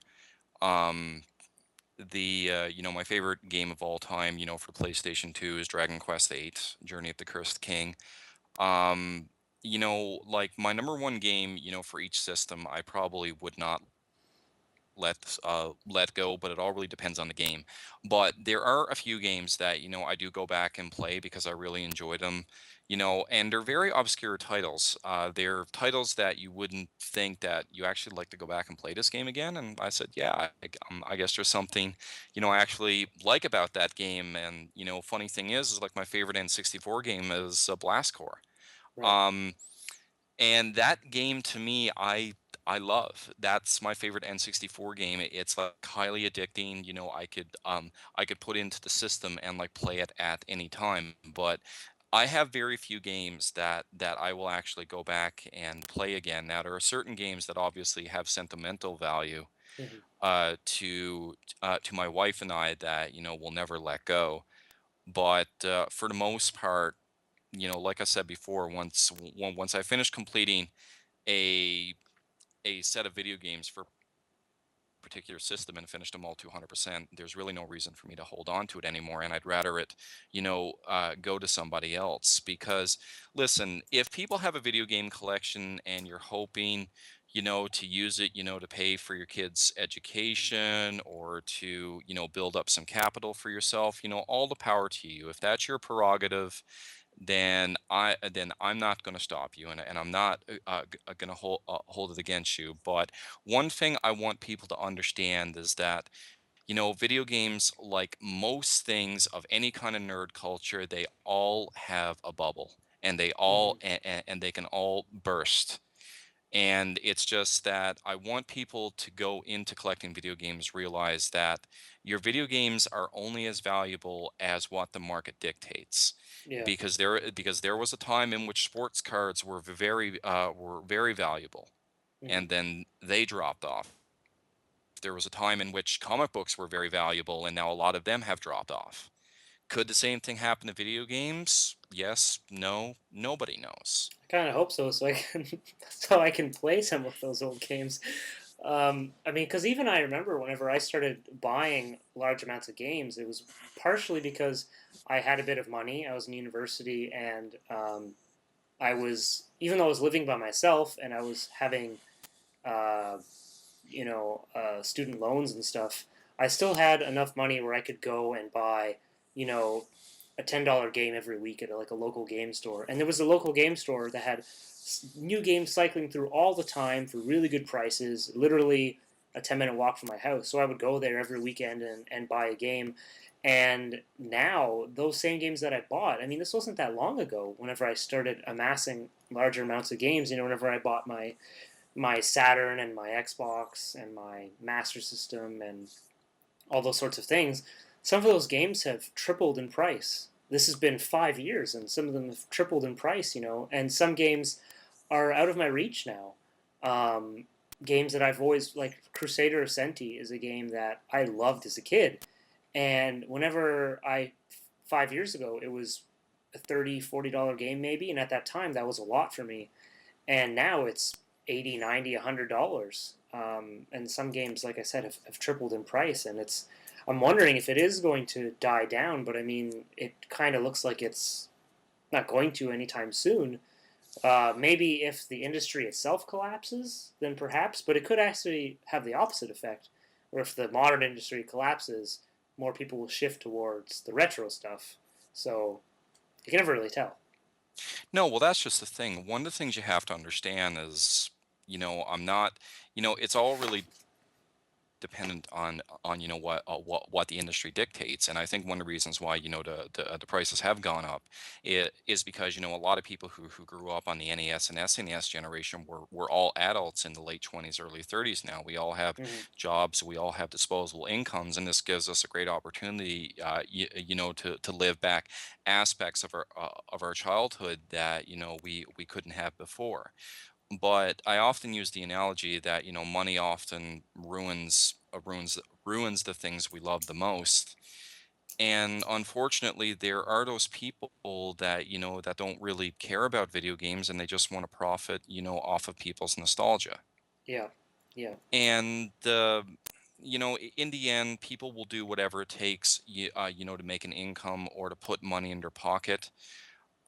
The thing is that, as a video game collector, if you get into video game collecting right now, or even any kind of collection, regardless of stamps, coins, comic books, anything along those lines, I think one of the things you have to respect is that when you get into collecting something for the first time, you have to accept responsibility for what the market dictates, because you're not the only exception. Like, whatever you're collecting is not going to cater to your individual interests, because you're going to have many hundreds of people that are going to be into the same thing that you're in. Hmm. Now, going back, to one of my collecting rules that don't make a lot of sense for a lot of people, but I believe in paying for a video game for what it's truly worth. Hmm. The reason why I do that is because when I buy something, it's not necessarily not only about me getting what I want, but it's also helping the other person out as well. Because I have no issues giving money to people if it helps them pay their bills, or, to look after their family, or like anything along those lines.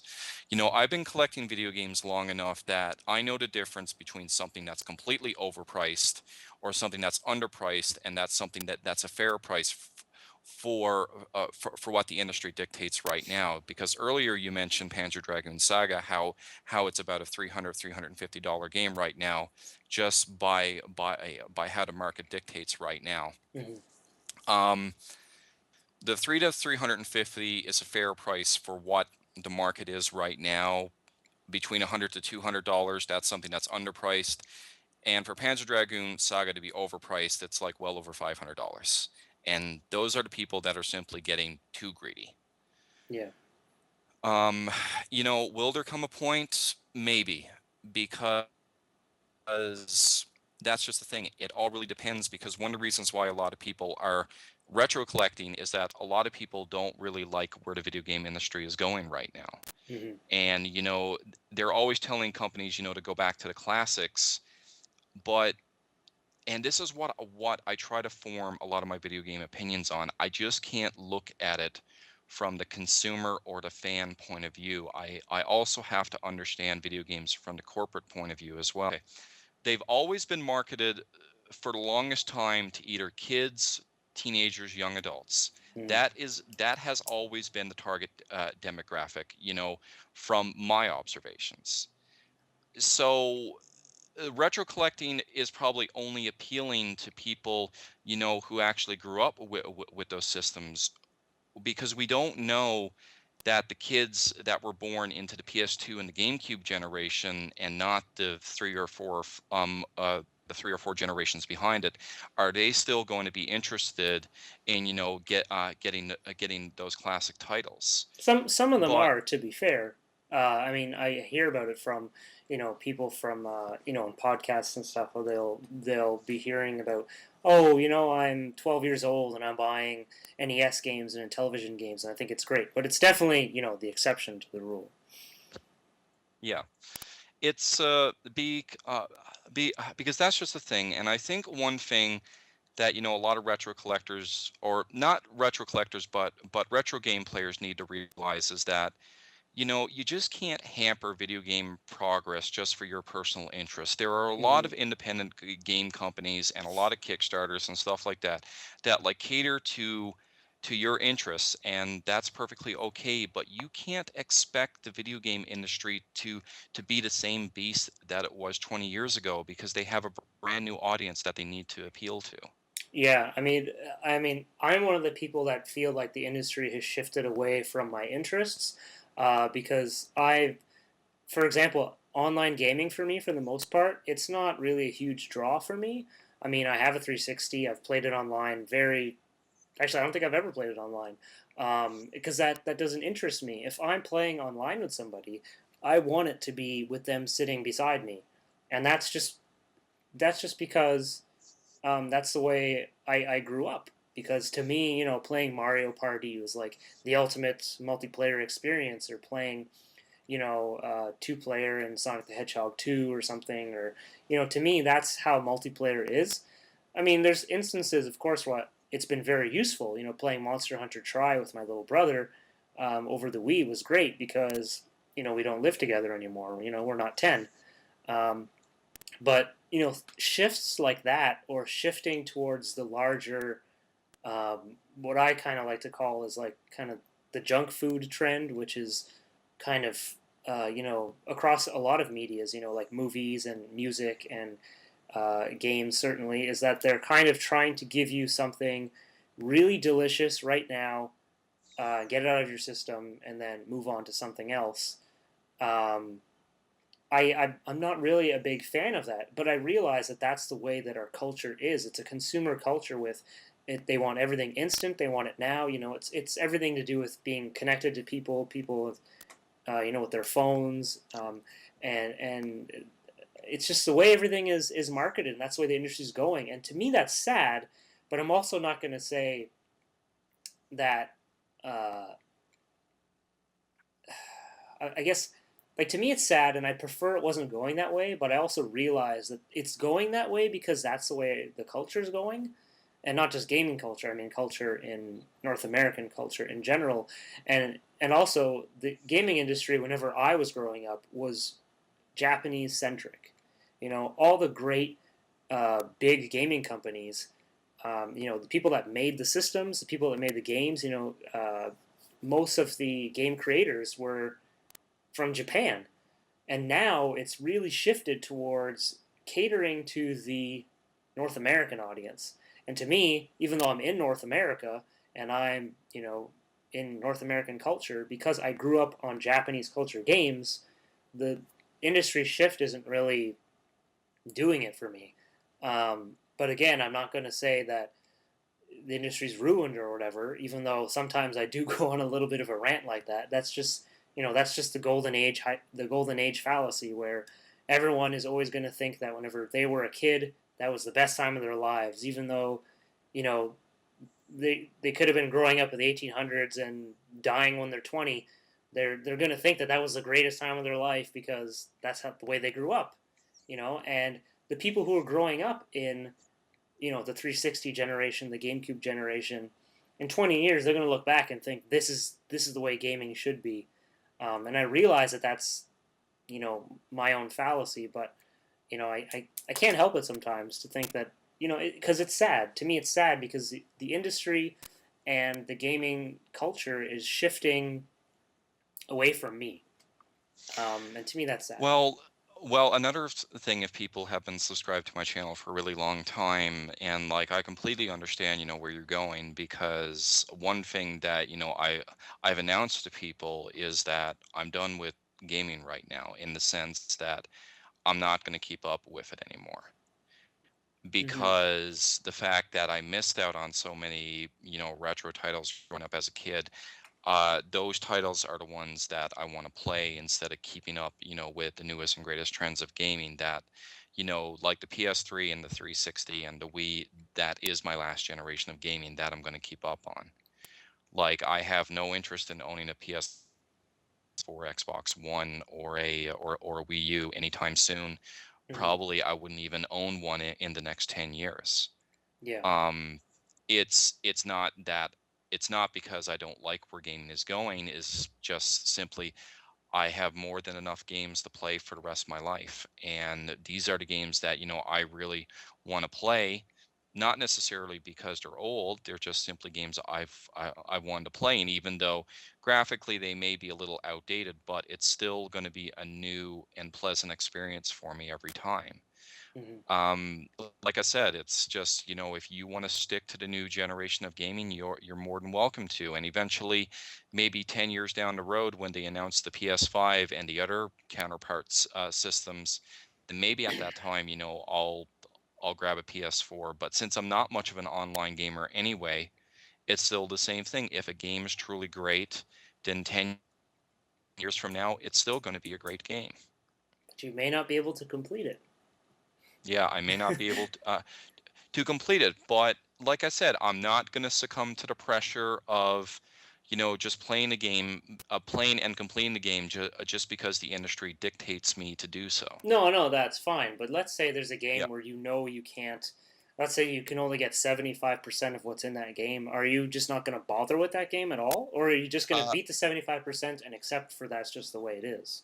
yeah, I'm gonna get the 75% and just accept it for how it is. And an earlier conversation we had before a couple of weeks ago is that once I start getting through my Dreamcast games, is that let's go to Skies of Arcadia. Hmm. Skies of Arcadia, I cannot complete to 100% completion. In the game, there's a healer in the game, or I guess she's the mystical character of the game, and she has a weapon that's kind of a little ghost or something like that. And when you collect more of these ghosts, her weapon changes. Hmm. But two, I'm not sure if it's like one, two, or three, but some of these ghosts could only be achieved by the Sega Dreamcast online system or something like that. Hmm. And so I go into that game knowing that the Sega Dreamcast is like long dead now, and that browser and that thing just simply doesn't work. Or I could be wrong. I'm sure there's some hardcore gamer that could probably prove me wrong otherwise. But if I had played the game, the moment it got released, I'm sure I could have grabbed all that stuff. But now I can't. So technically, I won't be able to complete the game to 100% completion, but I will complete it to as much as I can. So for something like that, for me, it's technically 95% completed, but that's good enough for me. If that's the only thing I can do, then I will simply live with that. Now, if you're buying a game for the sake of playing it, would you, like for example, Panzer Dragoon, would you just buy a disc? Is that important to you? I'm kind of a stickler about quality when it comes to certain systems. Um, like there are certain systems that I will collect the games, box them complete, and stuff like that. But there are other systems that I won't, because even though I'm not afraid to pay a high price for a game, I have to kind of justify it. Hmm. Like games I will buy complete, is like Sega CD, Sega Saturn, the glass cases, and the PS2 cases. And I guess something that's durable, that could be like thrown around or won't damage so easily. Hmm. So I would probably collect Master System games complete. I'd probably collect Genesis games complete. But I I don't collect Super Nintendo games complete. I don't collect N64 games complete, and I don't collect NES games complete. I'm perfectly happy with those games, just cartridge only, because I guess in the end they're cartridges. They're not discs. They're not prone to being damaged or anything like that. Like I I'm a stickler for quality. When I buy disc-based games, if it's heavily scratched, I won't buy it. If it's a few feather scratches, sure I'll buy it. I have no issues with. But one thing you have to understand that, you know, especially the disc-based games for me, when I complete them, and some RPGs can actually go to 200 to 300 hours, I could put that game disc in. It's not going to come out mint by the time I finish with it, because the laser is just gonna do some slight damage to that disc, regardless how much time I completed or not. I put like 200 hours into Final Fantasy X, and I'm still trying to complete Rogue Galaxy, and that has about 280 hours of gameplay. And I put the games in mint because I bought those games brand new. When they come out, they're going to have a few scratches on them. Right. So, still trying to kind of just pick apart this. Are there games that uh, because you don't play just anime style games, right? Because I know, like you were talking about completing New Super Mario Brothers 2, it's not anime style. So, how strict are you with these rules? I One of the reasons why, like I've completed New Super Mario Brothers 2, is just because I I do like Mario games, but I prefer Mario as a 2D side scroller over a 3D platformer. Hmm. There are certain games I'm willing to bend the rules, especially for certain systems. Like I've done collection lists for every system I plan on collecting for, and the systems that probably have the greatest amount of non-anime style games that I actually want to play is the NES and the SNES. Just because at that time I didn't know what anime style was, but there were still a ton of great games that I wanted to play for that system that I never wanted to play. I guess in essence it really depends on the game, because even though I tend to stick to anime exclusive only, there are AAA titles, for the PS3 and the 360 that I eventually want to play, but I'm in no rush to play them since they're so readily available and they're so easy to find. Like for example, like some of the games I eventually want to play on the PS3 that are non-anime style is the Uncharted series. Heavy Rain interests me. Um, BioShock really interests me as well. But but the constant, not necessarily argument, but I guess the disagreement I have with most people is, those are kind of like the games that make that system. How come you're not playing those? But usually my counter argument to these people, well, how come, when you're telling me to play Uncharted, BioShock, Ratchet and Clank, how come you're not playing games that I would rather play, like Resonance of Fate, Hyperdimension Neptunia, El Shaddai, stuff like that. Hmm. Like I see a lot of AAA games that do interest me, but they're not on the high priority list because Okay. every individual gamer has individual tastes and stuff like that. So you would classify something like El Shaddai as anime style? Yeah, I do. So Because I think, if memory serves me correctly, now I could be completely wrong, but I think the artwork is done by Yoshitaka Amano. It looks like his artwork okay. because technically, if you want to get down to the nitty gritty, technically Final Fantasy is not anime style. It doesn't look anime. It doesn't have the big eyes and the very colorful. It's a very realistic Japanese style. Hmm. But yet I consider it anime style. I don't know why. It's the same thing. Like, one thing people find strange is I actually consider the Metal Gear Solid series as anime style. I don't know I don't know why. It's just the vibe that the game gives me. I can kind of get where you're coming from in the sense that if this is where you're coming from with it kind of has that uh, anime like it tries to shock you with ridiculous things like oh my god it turns out that you're his brother and da, da, da. It's like how anime kind of has like that soap opera kind of trying to shock you kind of thing and maybe Yeah, that's because how it's like coming from. somebody made a really good analogy about Metal Gear Solid. Then they said, well, Metal Gear Solid, it's a Western game with like a Japanese engine. Right. And that I can understand. But remember, it's all based upon personal preference. Like, there are some games that are on that borderline. I don't know whether to consider anime or not. Hmm. Anime style. And I'll give you the perfect example. I can think of two games first off. Um, Devil May Cry. I Okay. never consider that game series as anime style, Mm. just because, hack and slash stuff like that. But then there was a Devil May Cry anime, and that just put it, all right, I guess it's anime style then. So Right. now I have the Devil May Cry series added to my game list. But the one series I have a really hard time knowing if it's anime style or not, well, the two series, I guess, are, I guess, the Dynasty Warriors and Tenchu.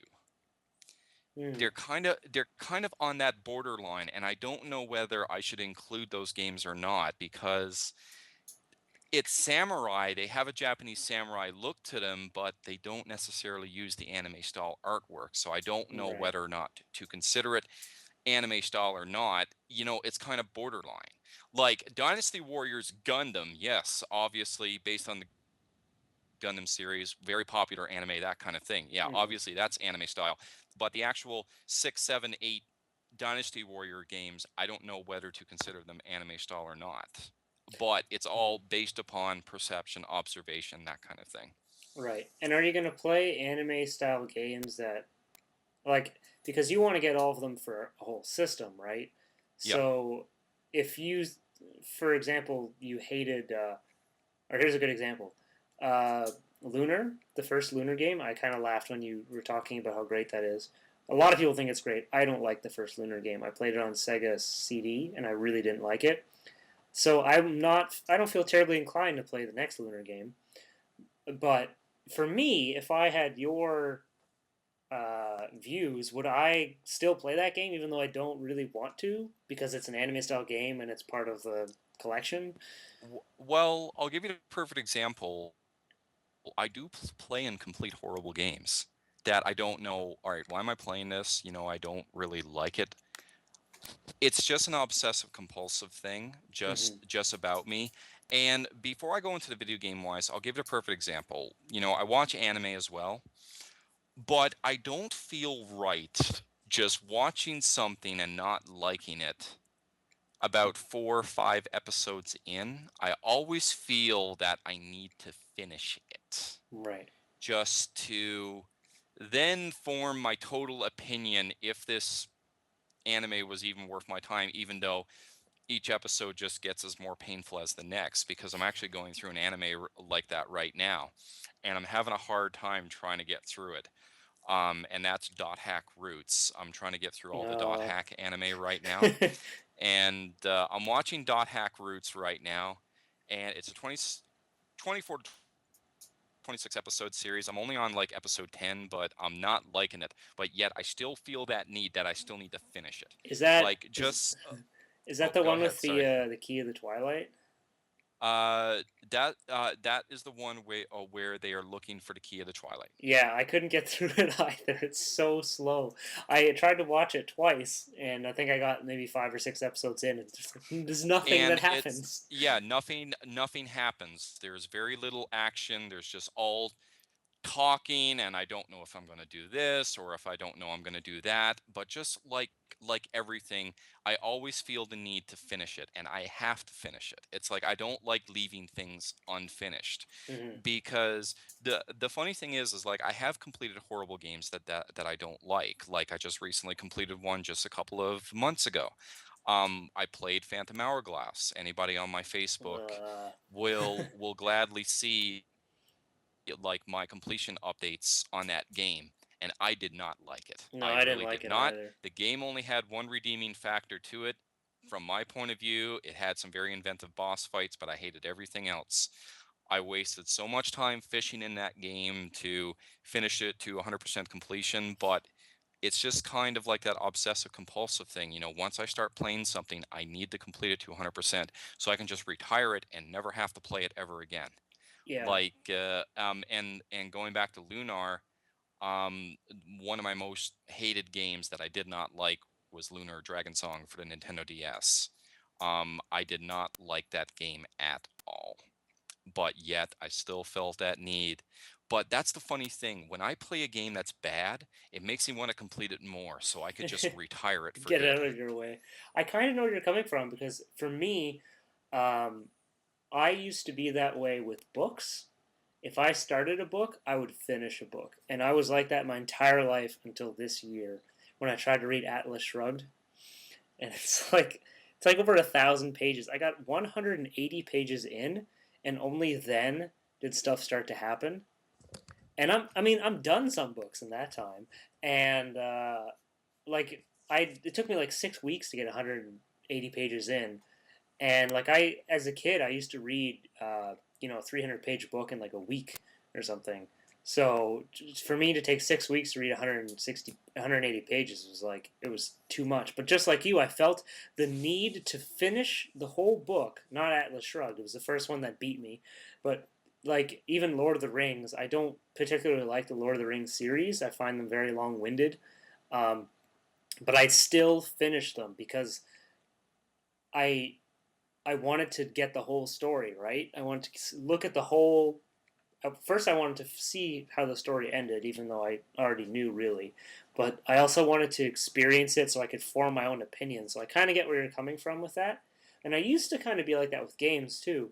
But like I used to want to beat games 100% or at least beat the final boss or whatever.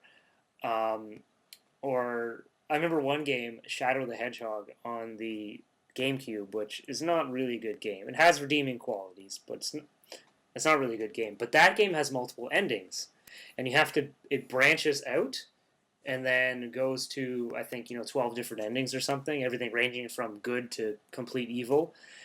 And I beat that game like 12 times just to see those endings. So I used to be like that too. But what pushed me over the edge was whenever I got a Dreamcast. I bought my Dreamcast when in the GameCube era, and it came with a bunch of great games. And then I ended up getting another like 30 or 40 Dreamcast games. And I just said to myself, I can't beat these games. I used to have a list of games I still need to beat, and I would just cross them off the list. And then now I have, a good 700 games. There's no way I'm going to beat them all. So now I usually get to the point where I try to beat the game, but then if I get to, a point where it's just either like the final boss is too hard or there's just too much content or I'm just really not enjoying it that much, I just kind of put it aside because I look at it as why am I going to force myself to play another 20 hours of this game that I don't like whenever I can put it into a game that I know I love. I mean, I can beat some games in that time. I could beat Chrono Trigger in 20 hours. So why would I spend an extra 20 hours playing this game I don't particularly enjoy? But I do so I get where you're coming from, but I personally, because of how my library has grown, I can't subscribe to that thought anymore. Yeah. And it's perfectly understandable because, sometimes people have the patience for it, other times they don't. Sometimes things come up, people have families, kids, stuff like that. I can definitely understand, when your life is not busy and when your life is really busy, you may not have that opportunity, to play video games as much as, you're used to. Like I said, it just goes back, to kind of the like obsessive compulsive thing. Mm-hmm. Um and it's just and like going back to things that are bad, it's like I could never understand people who like go to a movie in a movie theater and the movie's so bad that they walk out halfway through. I Because know. I can never do that. I can never No. bring myself to do that. And I've watched some pretty horrible films like in theater. I actually paid $12 to watch House of the Dead Mm. on theater, and that's like literally one of the worst movies I've ever had the pleasure of seeing. But halfway through it, I was saying to myself, "Man, this is crap," but I can't justify leaving. It's just like it's $12. Like I paid the $12 and I'm just gonna sit here and I'm just gonna enjoy it and be miserable. Yeah. Um, the and that's one of the reasons why like I'm stopping at this generation, because I think this is a good time for me to stop the collecting. And the thing is that when I finish completing and playing games for a particular system and I sell it, then I'll get into another system and start collecting like the games for that. Mm-hmm. So like I said, even though I'm collecting for several systems at once right now, but like for example, once I complete all my Sega Saturn games, and there's like 54 of them, and once they're all played and it's sold, then I might buy a Wii U and then just basically start collecting games for that system. I may not play it right away. I'll still probably be playing another retro system at the time, but I just for me, I'm just not. I've never been interested in the whole social media or aspect of gaming. For me, it's just always just been an individual alone experience just between me and the video game system and the television. That's it. Because I'm not a competitive gamer.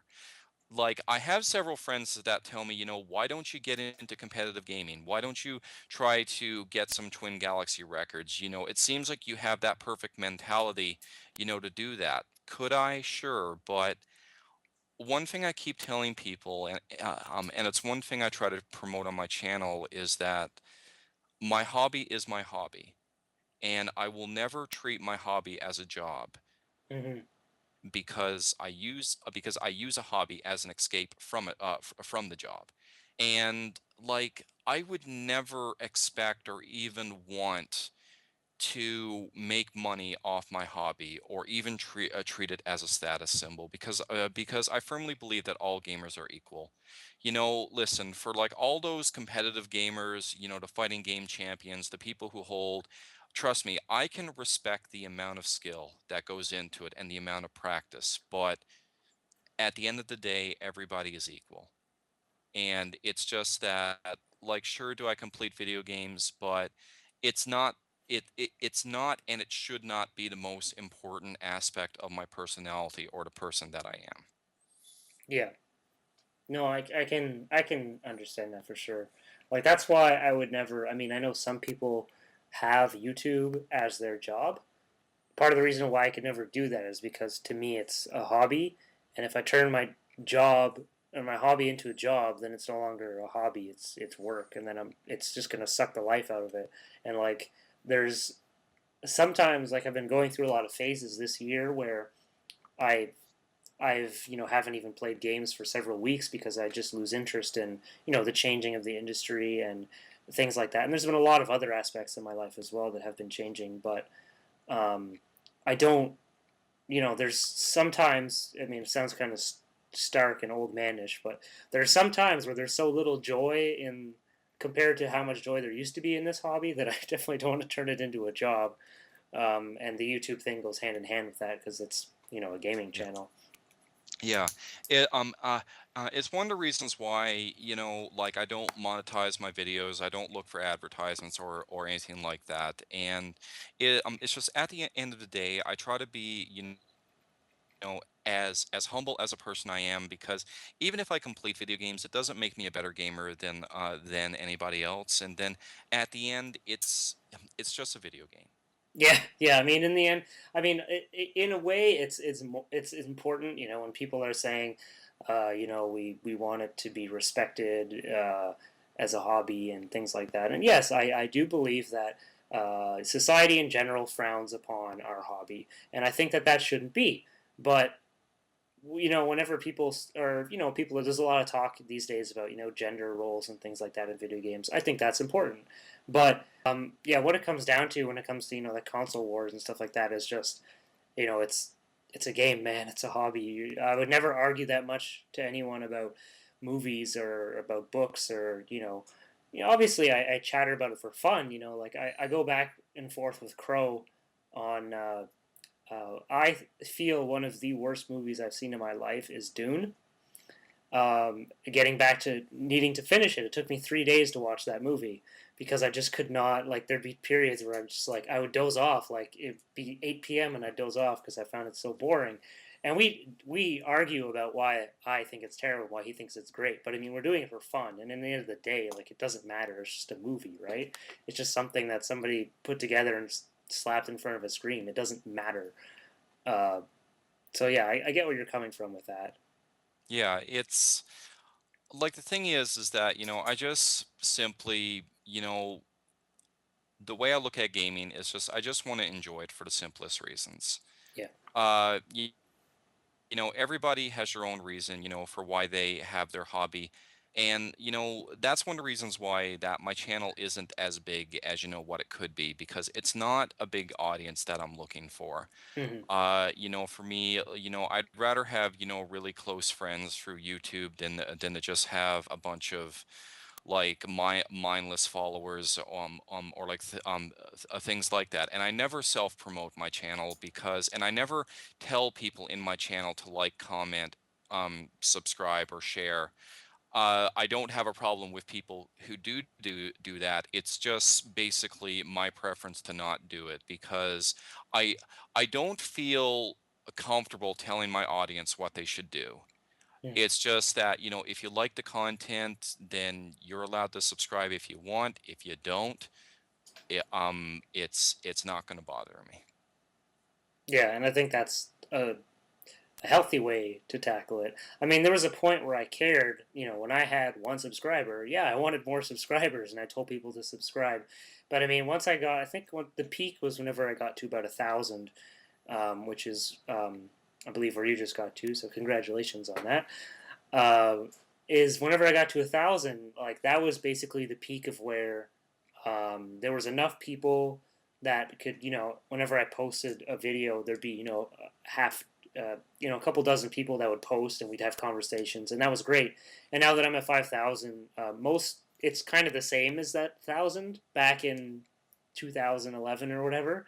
Yep. Just because interactivity is way down, especially with the new, Google Yeah, system. yeah, Google Um, Plus. uh, but um, yeah, I think that's a healthy way to look at it. Like I'm fine with that. I mean, if I had, 100,000 subscribers, I honestly don't think I would enjoy doing YouTube as much because there'd be, first off, way more haters just bothering you. And then also, I wouldn't be able to actually interact with people. You posted a comment on my video, Derek. Well, I'm sorry, but 2,000 other people did the same thing. I don't have time to read it. I don't have time to comment on it. So I think that's definitely a healthy way to go about it. To have a small, um, a small tight knit community for me and you. I mean, I'm not saying the other way is bad, but that's what Yeah. works for us.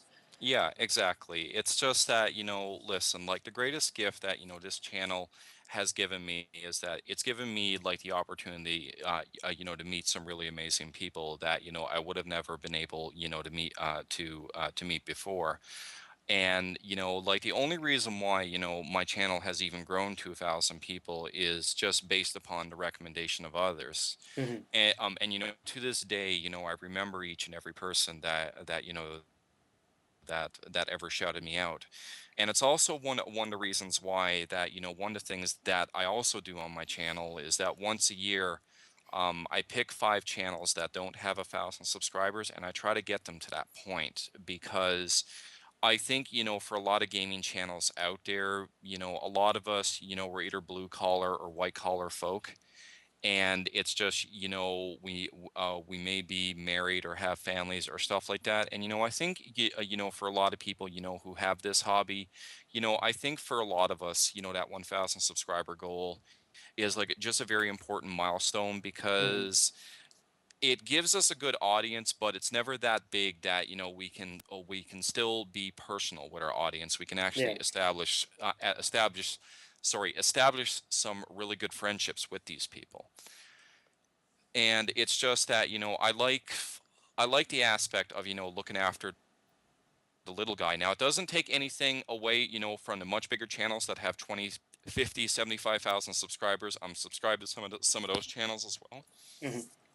But I like giving these small channels, a great opportunity, to grow. And, the people that shouted me out, especially over the last 3 years, they were the ones that did the same for me, when I was when I was a small channel that long ago, and I only had maybe 25 to 50 subscribers at a time.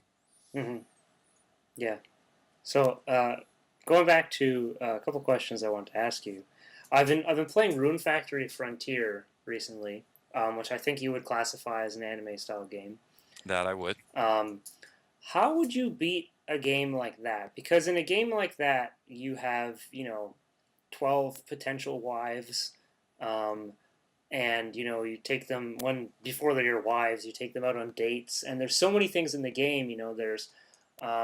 There's having uh, like elemental balance in all the different areas. There's all the types of fish. There's all the types of recipes, all the weapons, all the potions, all the interpersonal relationships with everyone, making everybody happy. Um, and then there's obviously all the cutscenes that come with dating all the girls, and I'm assuming there's different ones for whenever you get married. And then there's the actual, all the different crops you can grow, and you can get them to certain levels, like S crop. There's all the monsters. Um, how would you beat a game like that? Well, it goes back to like the same kind of games, obviously like Harvest Moon and, Animal Crossing and stuff like that.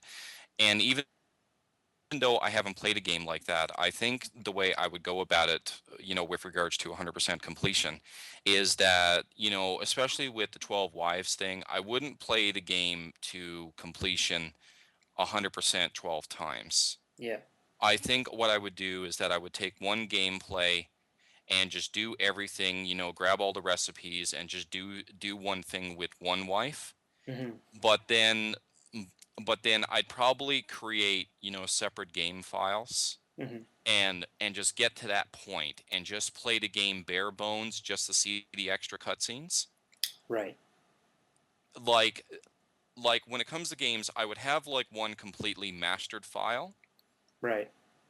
It's but like with regards, to the other bonus content, I'd probably start it, but only get to those cutscenes and then stop and then move on, to another game file with another wife, see the extra cutscenes and so on and so forth. Because I mean, by getting all the recipes and making them all, or getting your cows monsters like giving you S milk, or getting golden turnips, it doesn't give you anything. It doesn't give you any cutscenes or any special items. It's just a part of the game. So is that stuff important to you, or you're just wanting to unlock everything? It's more about the unlocking something so I can see what it is. Could I look it up on a guide and know exactly what it is? Sure, but I guess in a sense it's my own personal accomplishment. It's not something for me to brag about, to other gamers or anything along those lines, but like one of my pet peeves is that I don't like seeing something that has question marks. Like I have Right. to know what that is. Hmm. Like right now I'm playing Trails in the Sky and there's a recipe list, and even though I got a lot of the recipes, there's still a few that still have question marks. Could I go on a guide and find out what those things are? Sure, but I still like the pleasure of actually getting that recipe in the game and actually having it unlocked and knowing what it is, even though it's not going to give me an extra ending or it's not going to give me a rank, for recipe master or something along those lines. Right. Okay. Uh, And then, what is one of the harder games that it actually like was hardest to complete? Okay, with regards to hardest to complete, difficulty wise, Hmm. I think it was probably a DS game I recently completed, probably about 6 months ago, which was Castlevania, Order of Ecclesia for the Nintendo DS. Um,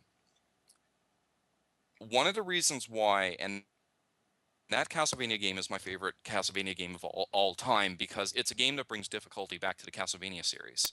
And I found, with a lot of Castlevania games, they've gotten easier. They were never as challenging as the ones, for the NES and Super Castlevania 4.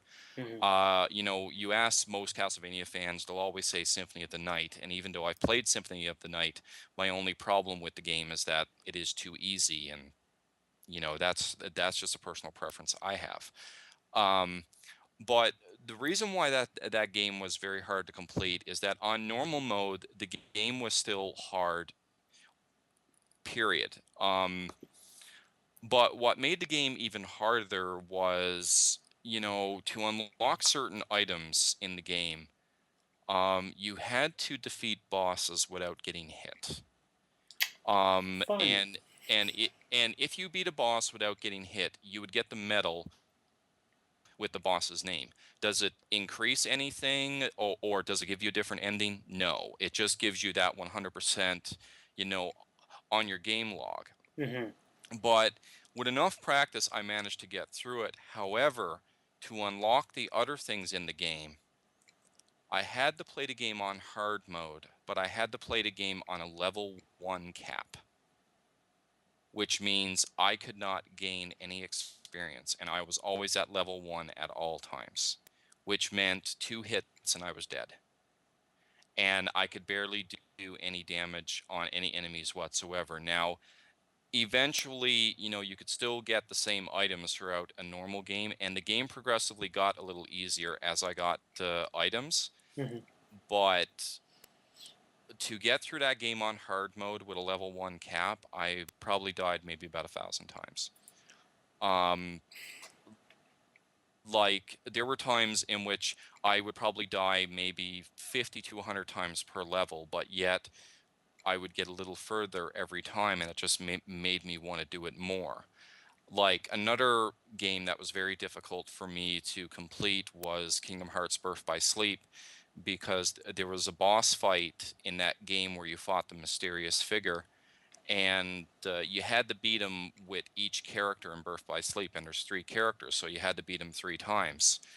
I lost that fight against him maybe 200 to 300 tries before I actually managed to beat him the first time.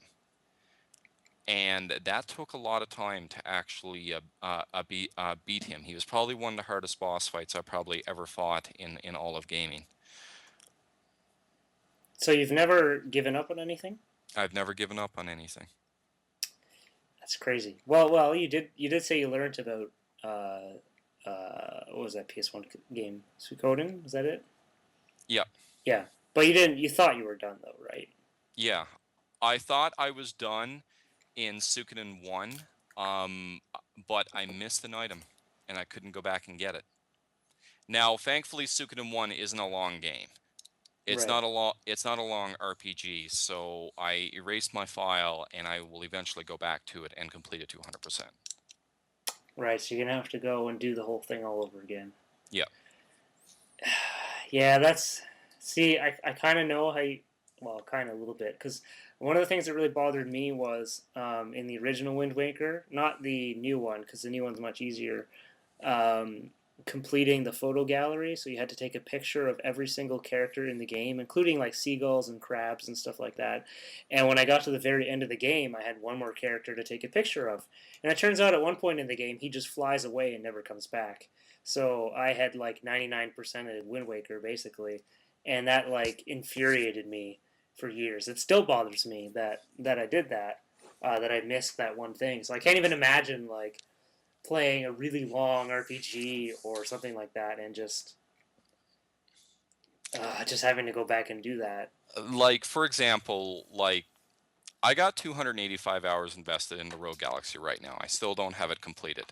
Thank God that I haven't missed anything in the game, and as far as I know, I'm still good. Like, to the very end, I haven't missed anything. I'm just pretty much synthesizing all the items right now. Um, I have 285 hours invested into that game, and that's quite a lot. Worst case scenario, for example, if I did miss something, I would not go back to that game for a very long time because I would have to forget. Because just something like that, once I get past the 100-hour mark, um, that's really test my patience if I end up missing anything. Like, you don't realize how bad I felt, when I thought I had Xenogears, my favorite game of all time, completed to 100%. But after watching a few videos on YouTube, I realized I missed something. Now, I have no problems going back and playing Xenogears. It is my favorite game of all time. But there's a story battle that under normal circumstances you lose. Like, there's no way to beat the guy. Mhm. But I found out you can beat the guy, and you get an item for it. And there was one or two other little things I missed as well, and that I had no idea. I never found out until I watched a YouTube video 3 years later, after I thought I had Xenogears completed. That, yeah, you can do this, and I had no idea.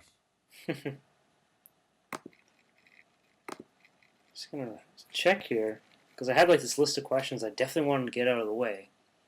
It's Yep. hard to keep track of them because we keep going off on long tangents about the industry. Sorry about that. No. It's all good conversation. I contributed to most of them. Um, yeah, I know. I think that's most of what I wanted to talk about in terms of your certain restrictions. But if you could just go over, you said you have 5 rules. Just Yeah. really, really quickly mention them because I mean we've talked about your rules, but we've talked about them over like 2 hours. So I kind of want to just before we go, maybe just list those 5 rules, and then because I think they're all pretty self-explanatory by the title, and they should know people should know if they're still listening Mm. of what you mean and why, but if you could just list your All right. 5 rules.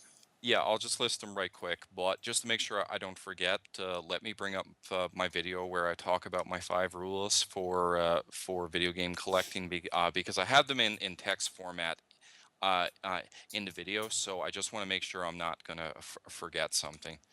Okay, I just brought it up. Let me just move the Skype screen a little bit. So Cliff Notes version, my 5 rules for video game collecting is I only collect anime style games and guides.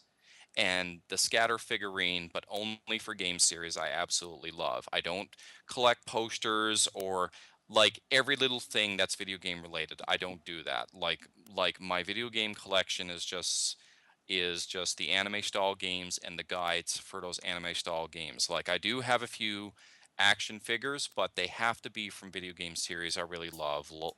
Like I have an action figure of Cosmos from Xenosaga Episode 1. I have an action figure of my favorite female fighter, which is Hinata from the Rival School series. I have some figures from like Valkyrie Profile and the Suikoden series, and I have a statue of Eris, on the altar, but I'm not one of those types of guys that, buy like video game candy and, keep it sealed or scrolls or like something like that, because I have to respect the space that like I'm given to actually have the video game collection. Second rule is I don't collect import games. Import merchandise maybe, such as like soundtracks, Hmm. but only if it's for something I truly appreciate. Like my wife collects piano books, for certain video games, but those piano books you can only get in Japan, and sometimes I collect like soundtracks for a lot of these JRPGs, but you can only get them from Japan. Those are the only imports I collect. One of the reasons why I don't collect import games is I can't justify buying an import game that I can't read, I can't understand, or Yeah, yeah. so there are people who do that. Fine, I don't have a problem with it. It's just not my thing. Number three, I never keep things sealed. Reason why? Um, I always open up every game I buy because I remind myself that I actually bought this game to play. Like there are people who buy video games and keep them sealed because they want to sell them later on, for an inflated price. But I never keep anything sealed because, as I said before, I do that to remind myself that I actually bought this game because I wanted to play it. I never collect doubles of the same game, ever. Reason why I do that is because I respect other video game sellers. I'm not one of those types of guys that if I see three games, three of the same game, and they're all very rare, I could buy all three and maybe trade the other two off for something, or sell them for a really high price. I don't do that because my mentality is that I already own one of the games. I'll give somebody else an opportunity if they want to own that game as well. I'm not a hoarder. I'm not gonna collect doubles of the same game. And the last thing is something I already briefly touched upon, is that I firmly believe in paying for a game for what it's truly worth. Right. And that's just simply because, not only do I care about buying the video games I want, but I actually want to help another person out. Hmm. Because I would like to consider myself a very caring individual, and it's just, listen, if I have the money to make somebody's life a little better, I will do that. Right. And like then, like a lot of people said, oh, go ahead. no, go ahead. No, and it's just that, people said, you don't have to pay that much for that price, and I'm just saying, like, it's not always about me. It's just that, like, I know how much this game is worth. I don't think this person is asking enough for it. I just want to help this person out. Right. So, and then I guess your two, not rules for collecting, but your rules for playing are, for the most part, you only play anime style games, Yep. and then, but not exclusively, just for the most part. Just for the most part. Most part, and then you also try to 100% games. And you said these are both from the Super Nintendo generation up, or was it after that? NES generation up. NES generation up. Oh, okay, so you do still try to complete 100% NES games. But will you still? But it's kind of hard to define anime style games like on the NES, right? Yeah, it is. Even though there's actually some really good examples of anime style games on the NES. Ones I can think of is Panic Restaurant. That's anime style. You can tell. Little Nemo the Dream Master. That's an anime style game. Um, and a few others. But the NES generation and the SNES generation are probably my two video game collections. Once I eventually finish, that will probably have the most non-anime style games in them, because Right. during that time when I was a kid, I didn't care about anime style games. I just cared about games that actually interest me. Yeah, and then I guess for the most part, I mean, the only way you can tell from those games is like the box art. Either the box art or games that use cutscenes. Oh, okay, so you'd count something like Ninja Gaiden or Blaster Master. Yeah. Okay, interesting. Um, okay, so there's actually a few other things that I did want to ask you. Just kind of get into a bit more of the actual of how you shifted from normal to anime, but I think this has gone on long enough, and uh, so I'm not going to take up any more of your time, even though I'm enjoying this conversation. I'm sure you are. It is rather late. Oh, Um, it's oh, it's no Oh, it's no problem. I just don't want to bore the people that are listening to it. I know a lot of people have problems listening to a half an hour video, but for just 2 hours of two people talking, uh I hope the people that that listen to this have enjoyed the conversation, as much as me and you have had doing it. well, maybe there'll be one or two people. Who knows? All right, so I guess I'll just say thanks for joining me. And any last words? Uh, Just remember, guys, of why we game in the first place, and it's like I keep saying before, if you're not having fun when you're playing video games, then you're playing them for the wrong reasons. Well said. This has been Silver Mongoose Videos, and remember, classic gaming never gets old.